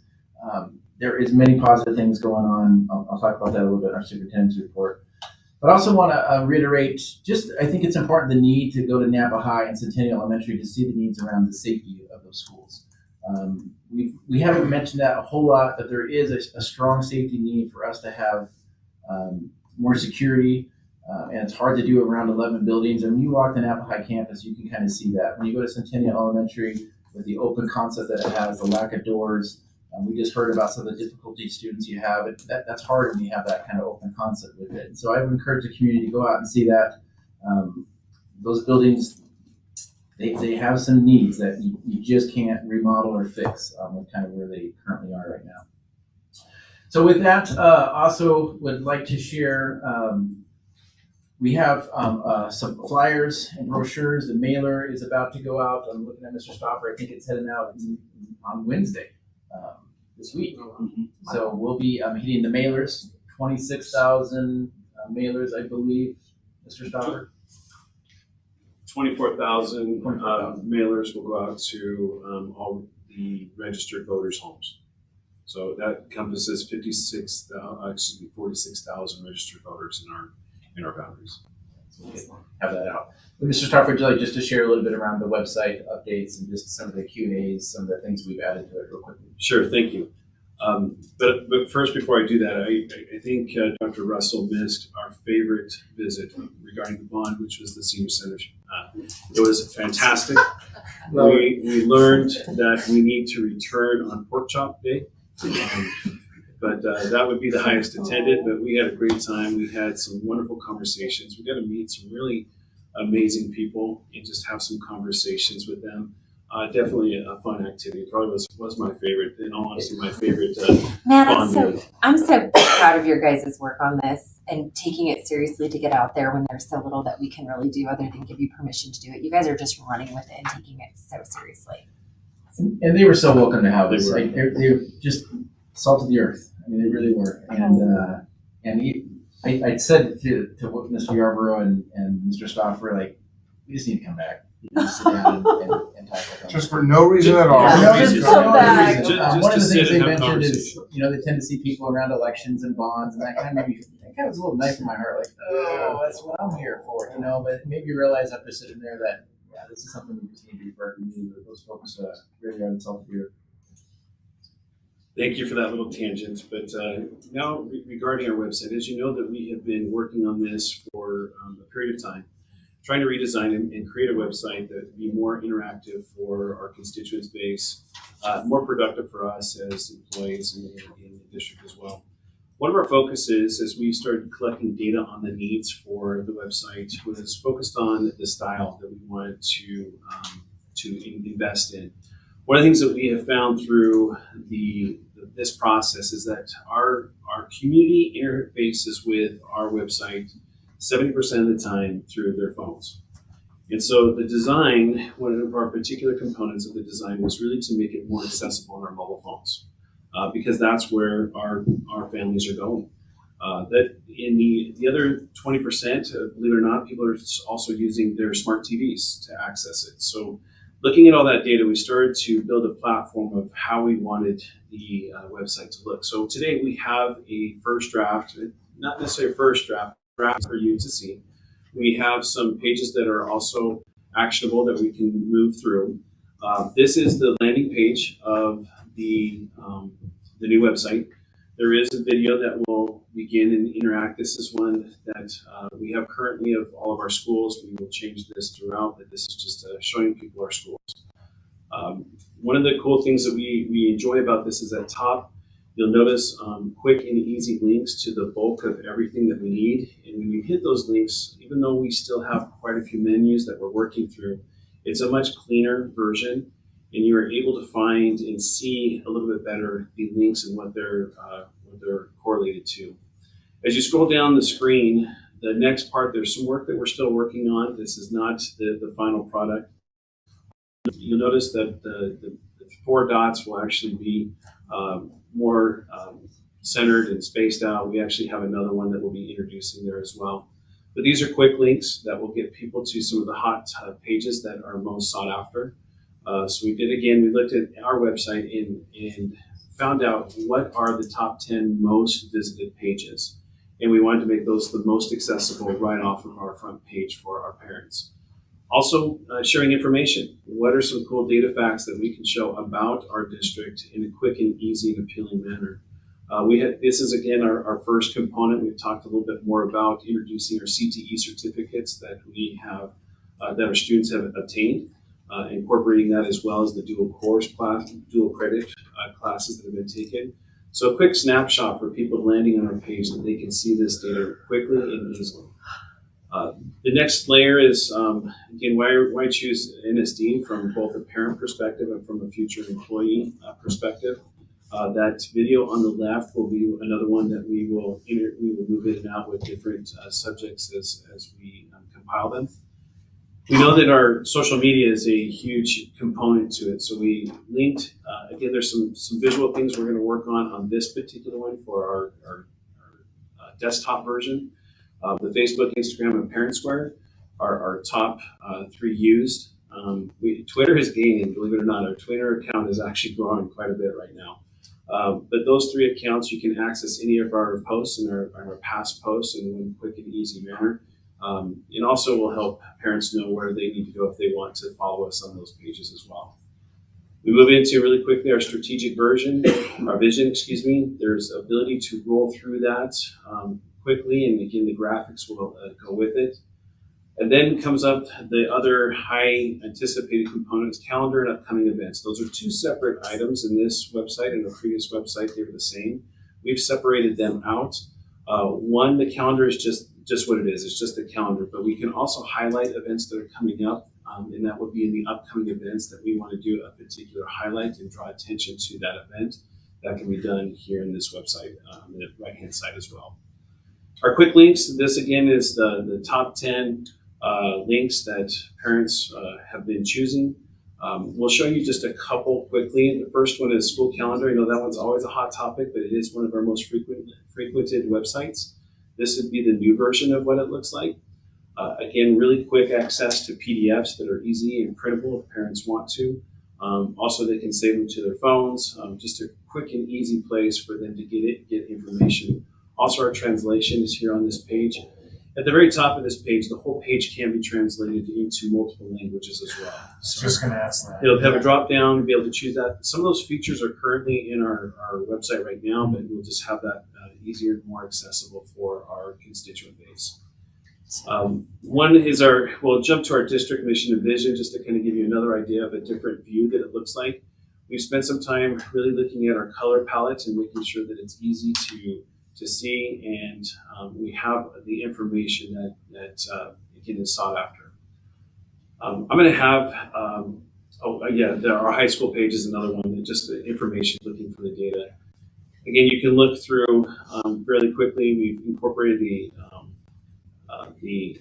logos for each of the schools to kind of give it its unique personality that they do have, and also easy place to find information. Yeah, the one thing is, Steve's picture is really good on that.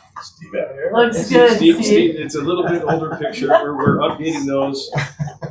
His haircut may be a little bit different now. We'd like to show you really quickly, if we can, the mobile version, just so you can see how that looks. Tyler's going to use it live from his phone. We're going to put it on the screen so everybody can see it, and you can our hope is that you can see the focus that we put to make it accessible for our parents in a mobile. In my personal opinion, I think the mobile version is actually more appealing than our desktop version. So this is actually a live view from a phone. You notice how things still fit, and as you scroll down through the information, I think fits a little bit cleaner in the mobile. We are working on the desktop, but it will be up to this part, but just quick and easy for parents and everybody to access. That looks great. Yeah. I know. I felt like a standing ovation as well. Yeah, this is great. Chair Taylor and Mr. Stopper, just again, planning on going live sometime around spring break. Correct. Spring break. So next steps, we're currently in the process of vetting every single page and making sure that our links are accurate, making sure that the intended information is there, and cleaning up some of the information. We found a lot of pages that have been out there that are no longer needed. Lord, I hate to do this. Is this part of the superintendent report? Because this is definitely not the bond update, and I was waiting for someone else to see. Yeah, I wondered clarification. when we switched to this, but Oh, really? I'm in it. Yeah. Well, I'm totally in it. But it's not Yeah. the bond update, so it's not topic. So I don't know if this is part of the superintendent report that we can just go through. It is. Part of it is It's how we've superintendent updated our bond website. Yes, because I did not hear much conversation about that. This minute. Thank you, Chris. Because I did have a question on the bond update, but then we were talking about this, and I was like, "Oh, we'll Sure. get to it." I'm I was in happy to I love it. There's No, just I a little love bit that. we I can love finish it. if you want, or we can come back up. Is there something that is, We're are there we at the needing end to of be it. on topic to what the agenda is saying? Is that what you're That's asking? correct. Yeah. So,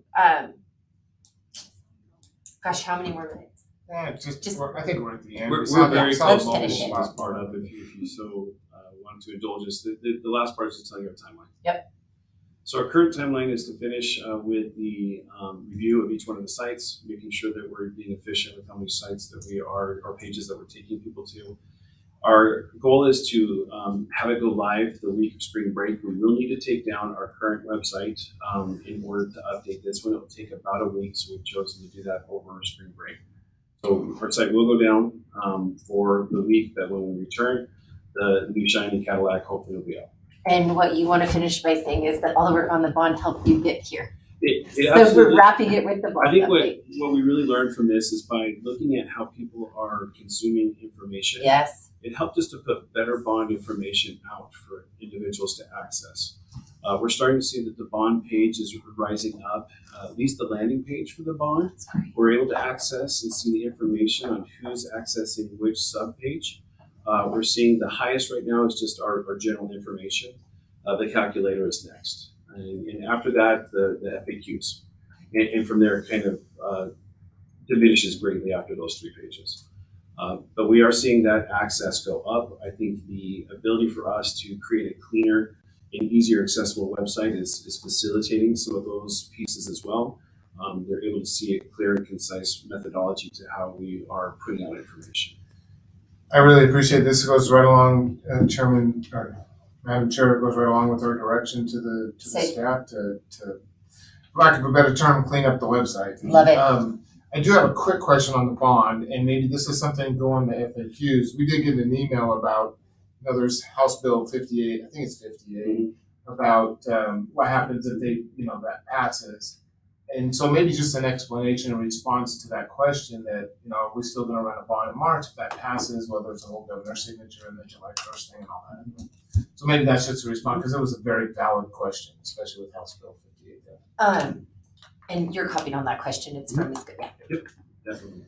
And Mr. Stoffer, again, could you just share, there was, I think, a question and answer that we had. There was a question around in the Q&As around, I think there was a question around the taxes and if there was a, if we would say there's a tax decrease, and we sought our financial advisors on that and just kind of explain the importance of us when we inform, we need to inform the information without having conflicting information. Right. One of the questions that came up was, again, as Dr. Russell talked about, of putting information on our bond website that would be the potentially the what if it doesn't pass, or the what ifs on our front page of the information. In talking to Nick, and I forget Nick's last name, I apologize, from Holly Troxel, who is over our bond. Excuse me? Nick Miller, thank you. Yes, Nick Miller. I spoke to him about what was the best way for us to put that information on. He actually quoted, and I do have, actually have it written down right here. In his response, and we did this online so I could show him our website, and we walked through all the website to make sure it was, everything was up to par with any of the legal components, so we weren't putting ourselves in a negative position. He basically stated that the best way to answer some of the questions that might be in opposition to the information that we were providing is to put in FAQs, because it really is a question that what happens if the bond doesn't pass, what happens to our taxes. And so we added 2 questions with his support to our FAQs to help answer that question, because it is a valid question that is out there from our community. We want to make sure it's answered.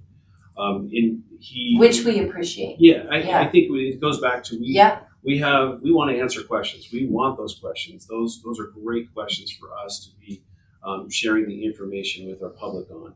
So by doing that, he encouraged us to use the information about the bond on our website. If the bond doesn't pass, to use our FAQs to answer those questions. And so we have updated our website to include that information. And Trustee Taylor and trustees, or Chair Trainer, excuse me, trustees, one of the important things is for us is if there is an ask from the district, one of the things that the law had mentioned for us to do is be consistent in that ask, so that we don't have contrary information of, are you asking or are you not asking? Are you providing information that is giving me information about the bond, or are you saying you don't need the bond? Just trying to make sure that there's some clarity around that, because sometimes those questions around the taxes, of what happens if the bond doesn't pass, will we see a tax break? We can give that information to the best of our knowledge, but also want to be able to communicate that there is a need from the district, and that's why the district is coming forth to the public to inform them about what is coming up. And just wanted to clarify that a little bit. Okay. All right. Thank you, Mr. Stoffer. And this is the last time we'll see you this evening. All right, now we are on D, enrollment report, and that is Dr. Russell. Chair Taylor and trustees, before you'll see tonight is just the enrollment report. You'll see the report is very similar to what you have with other months, and happy to answer any questions if there's any questions on that. Going down. I have a question that has to do with the enrollment report, Chair, if I can ask. Trustee Valle, please do.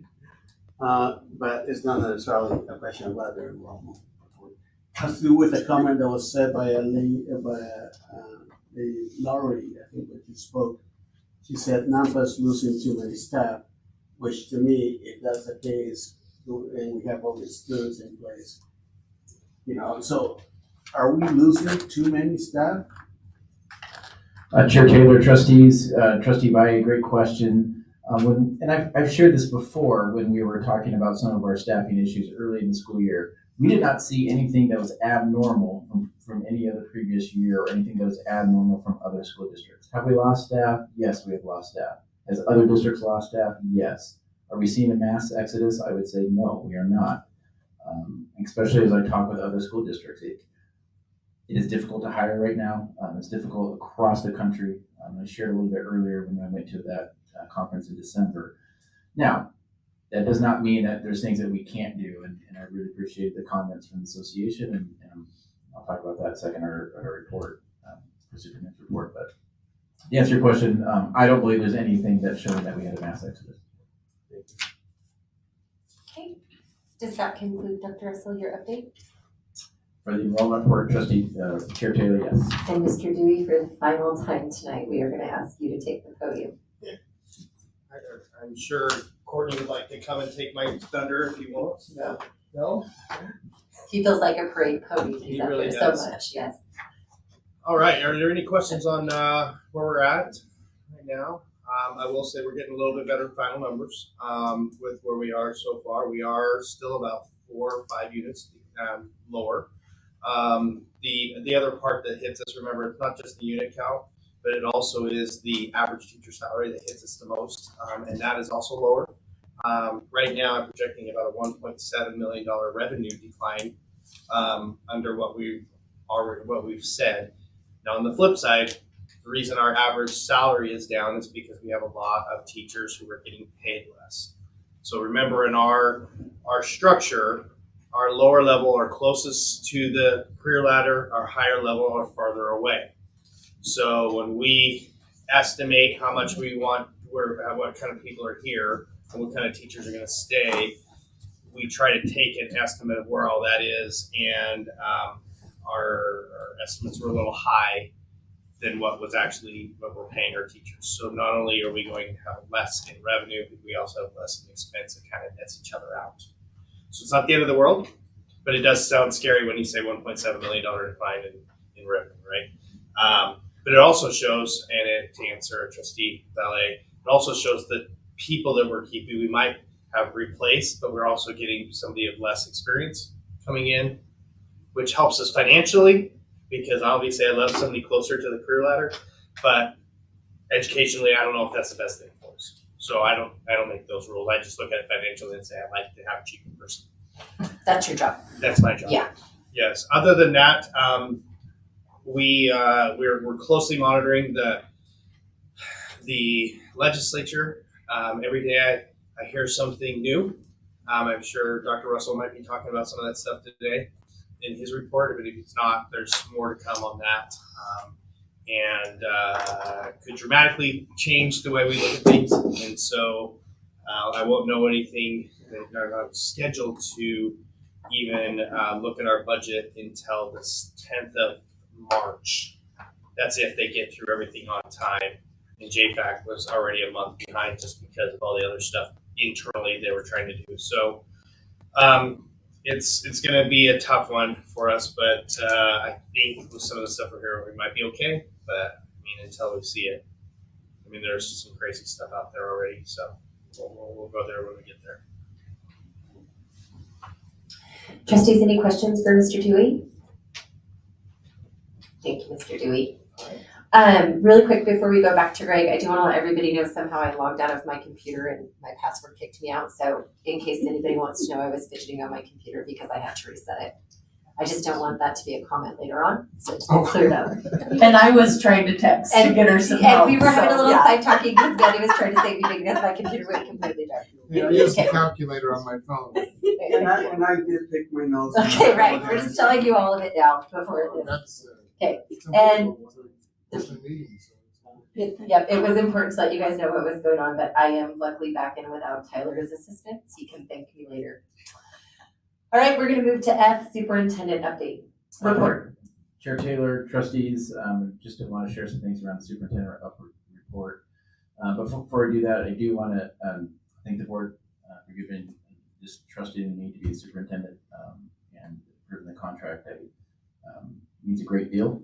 Started as a teacher here 20 years ago. Never would have ever imagined, to start teaching third grade that I would have that honor. It is a great honor. It's an extremely difficult job, but it is a great honor. I want to thank the staff here as well. They're the ones that make me look somewhat capable. They really are incredible folks, and I often say maybe my biggest job is just putting the most talented people in the right spots, and really want to thank them for that. And that goes for Coach Lamont. I want to make just a publicly share that she has been a huge help to me as a new superintendent, help keeping me organized. And a thing in leadership they call situational awareness.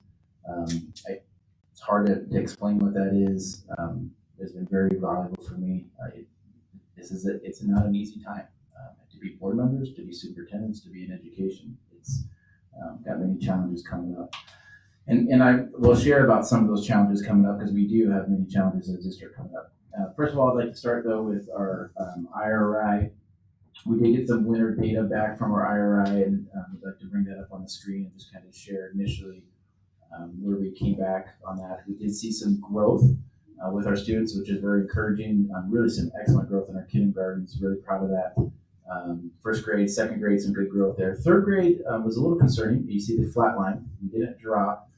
Talking with some of our folks, part of this could be there was a new requirement for the state to do some dyslexia testing around third grade, and that's where we did some. And that might have slowed some of our ability to do some instruction, some targeted instruction in third grades.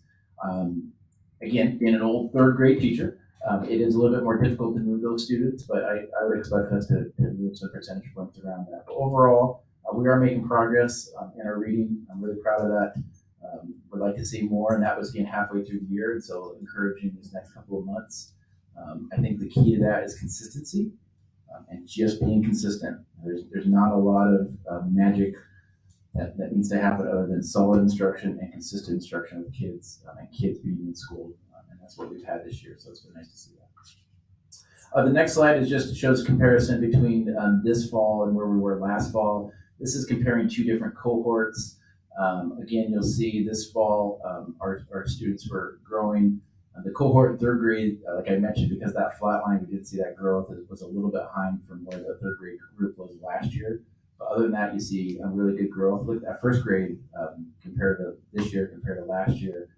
Our students were a lot higher with that. And again, we're higher as a district this year compared to where we were last year. So just again, some growth there for us. So proud of that. Next slide there, talking around our alternative schools. So this has been something that the administration has been talking and the board has been talking around a priority for us of looking about how do we find a quality education for those students in our alt schools. And that goes back to some of the comments that we heard from our association, some of those students that are difficult and they do need some more support. They do need some sometimes specialized instruction in a school for that, and we're aware of that, and I think we've heard that. We started this year by looking at a RISE pre-expulsion school. That was our first step into moving and trying to find a location for some of those students, and that has been a successful start. We do have a goal of trying to open an alt school next year. We would like to open at least with 100 students. That would really provide the environment for those students. The issue is where. And that's what we're having a difficult time with, trying to decide that. So the administration has been having some discussions around that. I want to be very clear, there has been no decisions around that. But some of those discussions that we've had, we've talked with some of the principals, we've talked with some of the staff, and that has created some anxiety with some of our folks about, well, will the school be placed here or there? So the three areas that we have talked about placing some portables here by the district office. And there's some pros and cons with that, and I'll give more information about this next month. So I'm just giving some basic information this month compared to what we'll give more next. But Placing some portables here at the district office is one spot. Another place is placing some portables on the grounds at West Middle School, which has raised some concerns from the folks at West, or placing some of the students in the school at West, which obviously raises some concerns as well. One of the things we're trying to balance is interests. We have an interest and a need to try to provide an alt school and provide the education for those students in the best possible place we can, using the most efficient finances that we can. But we also have to balance the interests of the current schools that we have and the students that we have and the staff that we have. And those sometimes interests can be very conflicting. So we'll be bringing more information next month with that, but want to reiterate and just to share with any staff that are out there or any parents that are out there, any community members, no decisions have been made. We clearly are just trying to look and find out what is our best options. We have looked at other places as well and trying to find the best locations, and we're still trying to explore that. Madam Chair, quick question. Dr. Russell, the goal is to house 100 students. So I look at that and I go, man, that's not a very nice school to have, given this is the alternative school. So where did the 100? First of all, I hope we could use a different term than house. Sure. That provides other connotations, depending on your background. Your day job. Depending on your day job. But the 100 students, where did that number come from? Is that the need right now, or is that what we want to get to? Because that's what the goal is. That's what that's saying is we want to get to 100 students, but I don't think that's really the case. Chair Taylor, and thank you for the comments. Trustee Kirkman, you're right. I mean, housing is not I'm really thinking through logistics there and not thinking all the way through the students, so we can definitely use a better term. Part of this is thinking through the immediate need for next year and looking at if we have to use portables financially, what can we put in, how can we educate students in portables? And again, not the best setting. Sure. And so that number came out with that. The goal would ultimately to grow a program for students to around 250 students if we can get into a facility that would be able to meet those needs. So it's just, again, a stepping stone. So that would be based, I'm sorry to interrupt, that would be based on the need of 250 students. Not, I guess it's semantics, I get it, but maybe it's not, we want a goal to have 250 students in an alternative school. The goal is that if the need is there, we're going to be able to accomplish this for 250 students. That is accurate. Yes. Okay. Yeah, you're going to be able to fulfill the need. Next slide.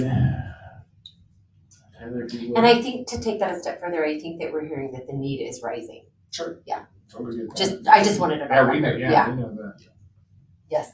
I want to remind folks, I hate portables. Oh, yeah.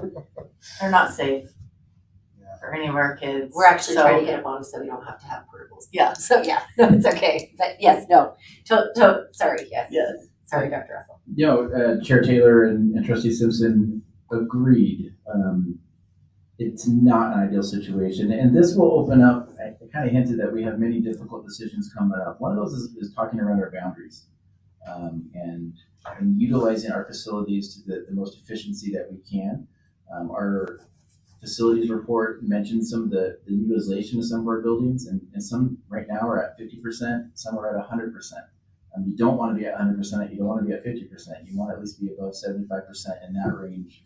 And that makes the most fiscal responsibility, and we talked a lot about fiscal responsibility tonight. And then you have to balance that interest of fiscal responsibility with also what's best for the students and what's best for the working environment of the staff. And again, weighing all of that out, and then you take in the community and the community input and what our parents are wanting for their students. Again, many different interests can sometimes make some decisions very hard. So we'll be bringing forth some of that and start having some of those initial conversations, and we'll see where we go for that. The next slide to talk about our attempt to really work at hiring. Again, coming in March, we'll bring forth some information to the board about what the district is trying to do to meet some of those hiring needs.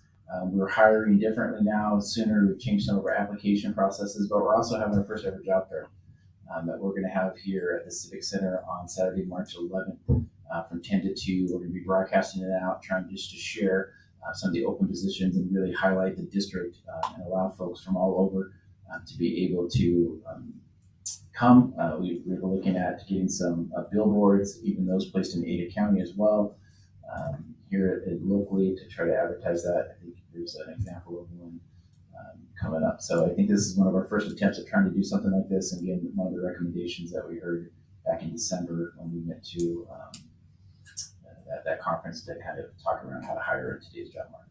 Cool. Next slide, Tyler. You heard one of our staff members mentioned this evening around one of the professional development opportunities that we provided. And we had around 60 folks head down to San Antonio last month to a Highly Reliable Schools conference to learn around basically three things. And these are the three big points I would like to share that we learned from it. One is what monitored gets done. A very simple concept, but if the district is monitoring certain things, that usually raises the bar and it really gives the organization a direction to head to. Another one is around prove or improve, which is basically showing whether you're making progress or not in certain areas, and I'll talk about that in a second. And the last one is the best organization take complex things and make them simple. So what we're trying to do is try to take the best research around what is it schools need to do, and there's 25 leading indicators around that, and say that these are the things that we're going to ask you to show whether you're improving or improving on. We're going to take our time doing that, but give that clear direction. Clear monitoring so that we know that we're making progress and we can have data to see if schools are making that. We've asked our schools to develop plans around at least 5 key indicators. And this goes back to some of the comments that we heard earlier from our association. And one of those is around safe, supportive, and orderly, making sure that our schools are safe and having data to prove that. Discipline data, teacher feedback from that. So we may be able to actually even bring some information back next month to share with you around that. But I want to show that the district is attempting to take steps to address it, but also get proof that we are improving or not improving. If we're not improving, then we have to make adjustments with it. The second one there you'll see is around our teams addressing instruction, assessment, and achievement. That is one of the things that we've heard in the bond is, well, the achievement isn't high. The district's struggling in those areas. Well, we definitely are trying to address that, and again, having our teams demonstrate data to show whether students are making progress or not making progress, and looking into that is one of the plans that our schools have to write and show us. And literally, I go and sit down and say, show me the information, and that's what we're getting to. Having a clear vision for learning, that is basically what type of instruction and your expectations for instruction are you seeing in the classroom? And have you clearly articulated that to your staff? Again, making the best organizations make complex things simple. Can we explain to our staff what the expectation is when we're teaching and what that looks like, what that sounds like when I walk in classrooms? Setting clear and measurable goals around achievement for students and making sure that they have that and that's clear, it's measurable. It's also communicated out to staff, students, and parents what those are and being more transparent that way. And then ultimately analyzing and interpreting data. So those are the 5 things that we've asked our schools to work on this year, and happy to provide more information and just share maybe a couple of what those plans look like in the months coming up. Last thing, just professional development again. Oh, sorry. Yep, Tyler, just real quick there. I just want to mention again, we're monitoring schools, providing evidence. And last thing is completing the cycles. And the cycle really is, as I mentioned, improving or improving. Are you showing that you have information and that you're either taking steps to get better or you're struggling and we need to go back to the drawing board and make some adjustments? I think this is the last one, Tyler, here. We had some counselors, just want to thank our staff. We have amazing counselors in our district. You saw some of our students come earlier tonight and talk around some of the anxiety and needs and depression and some of the things that our students are dealing with. And our counselors work every day with them. And they're just amazing people. So we had counselor recognition week about a week and a half ago or 2 weeks ago. And man, they're great. Just want to publicly to say thank you to all of our counselors. You guys are incredible. And we need more of that. Let's see, Tyler, is that? I think that's the last slide. Any questions, trustees? Trustees, any questions for Dr. Russell? I will save my for the next item. Okay. All right, so we're gonna move to item number 8, and we are gonna go to possible agenda items for future board meetings. And Clerk Lamont will jot these down. Trustee Simpson. Boundaries. Boundaries, what do you mean? School Oh, boundaries. school, like real school. And I'm thinking just- like, don't get too close to me because this Just that's so what I'm you thinking. That too. Well, and to let you guys know, to speak to that, Mandy, it was part of our priorities list. So Kirk Lamont and I have re-gone over that priorities list, and Dr. Russell has also given us this priority list. And so some of these things you will find were already on our priority list. You guys will be getting that next week. I will actually send that out by Friday. By Friday. Okay, thank you. I mean, I know we all, and it's been Yeah, on the we know. list. I just think, one, we needed to bring it and talk about it often. It is Huge. It's a hard thing for people to change, and not saying necessarily anything's gonna change, but, I mean, we heard from people who are like, this is where I went to school, this is where my kids went to school, this is where my grandkids are going to school. And those traditions and values are super important, but I do think bringing it back to being super efficient for our kids so we can provide the opportunities they need. And I think even just getting a little tidbit out there of us playing around with stuff and just letting people know that we're having the conversation and here's, we can start getting some feedback on things, but also start the dialogue of this is why and this is how we can improve student achievement through this particular process. Love it. Trustee Kirkman. Okay, I'm sending the one thing I was going to ask. I'm just going to send it in an email. Great. But I did bring this up to, I brought this back up, but the school book, or the book challenge process. That's something that I know because of priorities get in the way, it kind of gets pushed down, and I appreciate the response from Dr. Russell on that. But I think that's one process, we've got to get that finished. That's also been on the ongoing board meeting minutes. I imagine. And my question was, where are we at with that? And then Dr. Russell explained it. I think we need to make sure that that's on the future board meeting. Okay. Anything else, trustees? Yeah, I want to go back to a comment I made earlier with regards to the mental health plan. I don't know if each school has a mental health plan, if the principals have something already set in place for their schools. And if they do, I definitely would like to see what it is, and I would like to know if the kids already know what the plan is, and if parents know what the plan is. I want to see how detailed it is, and Yeah, Chair Taylor and Trustee Valle, happy to do that. And we'll probably bring back, here are the things that are taking place at the elementary schools, here are the things that are taking place in the middle schools, and here are the things that are taking place in the high schools. And that's kind of the expectation that each of those schools are having. So rather than bring back 24 different plans, you could just see these are the things that we're trying to address that with, and how it looks at some of the different levels because of the age of the students and whatnot. so you're saying that there's not direct plans for each individual school, that there are plans set for, I don't know, that's what you're saying. Chair Taylor, Trustee Valle, currently right now we do not have an individual mental health plan for each and every school. What we have done is broken it up by levels. So for the 14 elementary schools, these are the ways we want you to address some of the needs for students.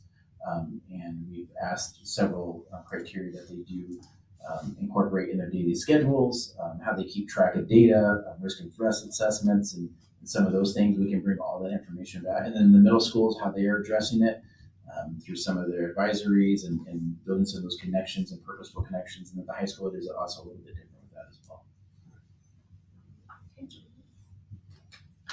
Anything else, trustees? All right, with that, I will entertain a motion for us to go into executive session. I move that we go into executive session for Idaho Code 74-206, 1B, D, and J. B, to consider the evaluation, dismissal, or disciplining of, or to hear complaints or charges brought against a public officer, employee, staff member, or individual agent or public school student. D, to consider records that are exempt from disclosure as provided in Chapter 1, Title 74 Idaho Code, and J, to consider labor contract matter authorized under Section 74-061A and B Idaho Code. Second. Chairman Taylor? Aye. Trustee Bay? Aye. Trustee Simpson? Aye. Trustee Kirkman? Aye. Okay, we're gonna go into executive session, just because I see some new faces, just so you guys know, when we come out, there is nothing motioned, we just adjourn. So for the rest of the meeting, you won't see us and there will be nothing else decided. For this current For meeting. this current meeting. So you guys are so welcome to stay, but just so you know, you won't see us until the end. We'll give you a minute to go get something to eat.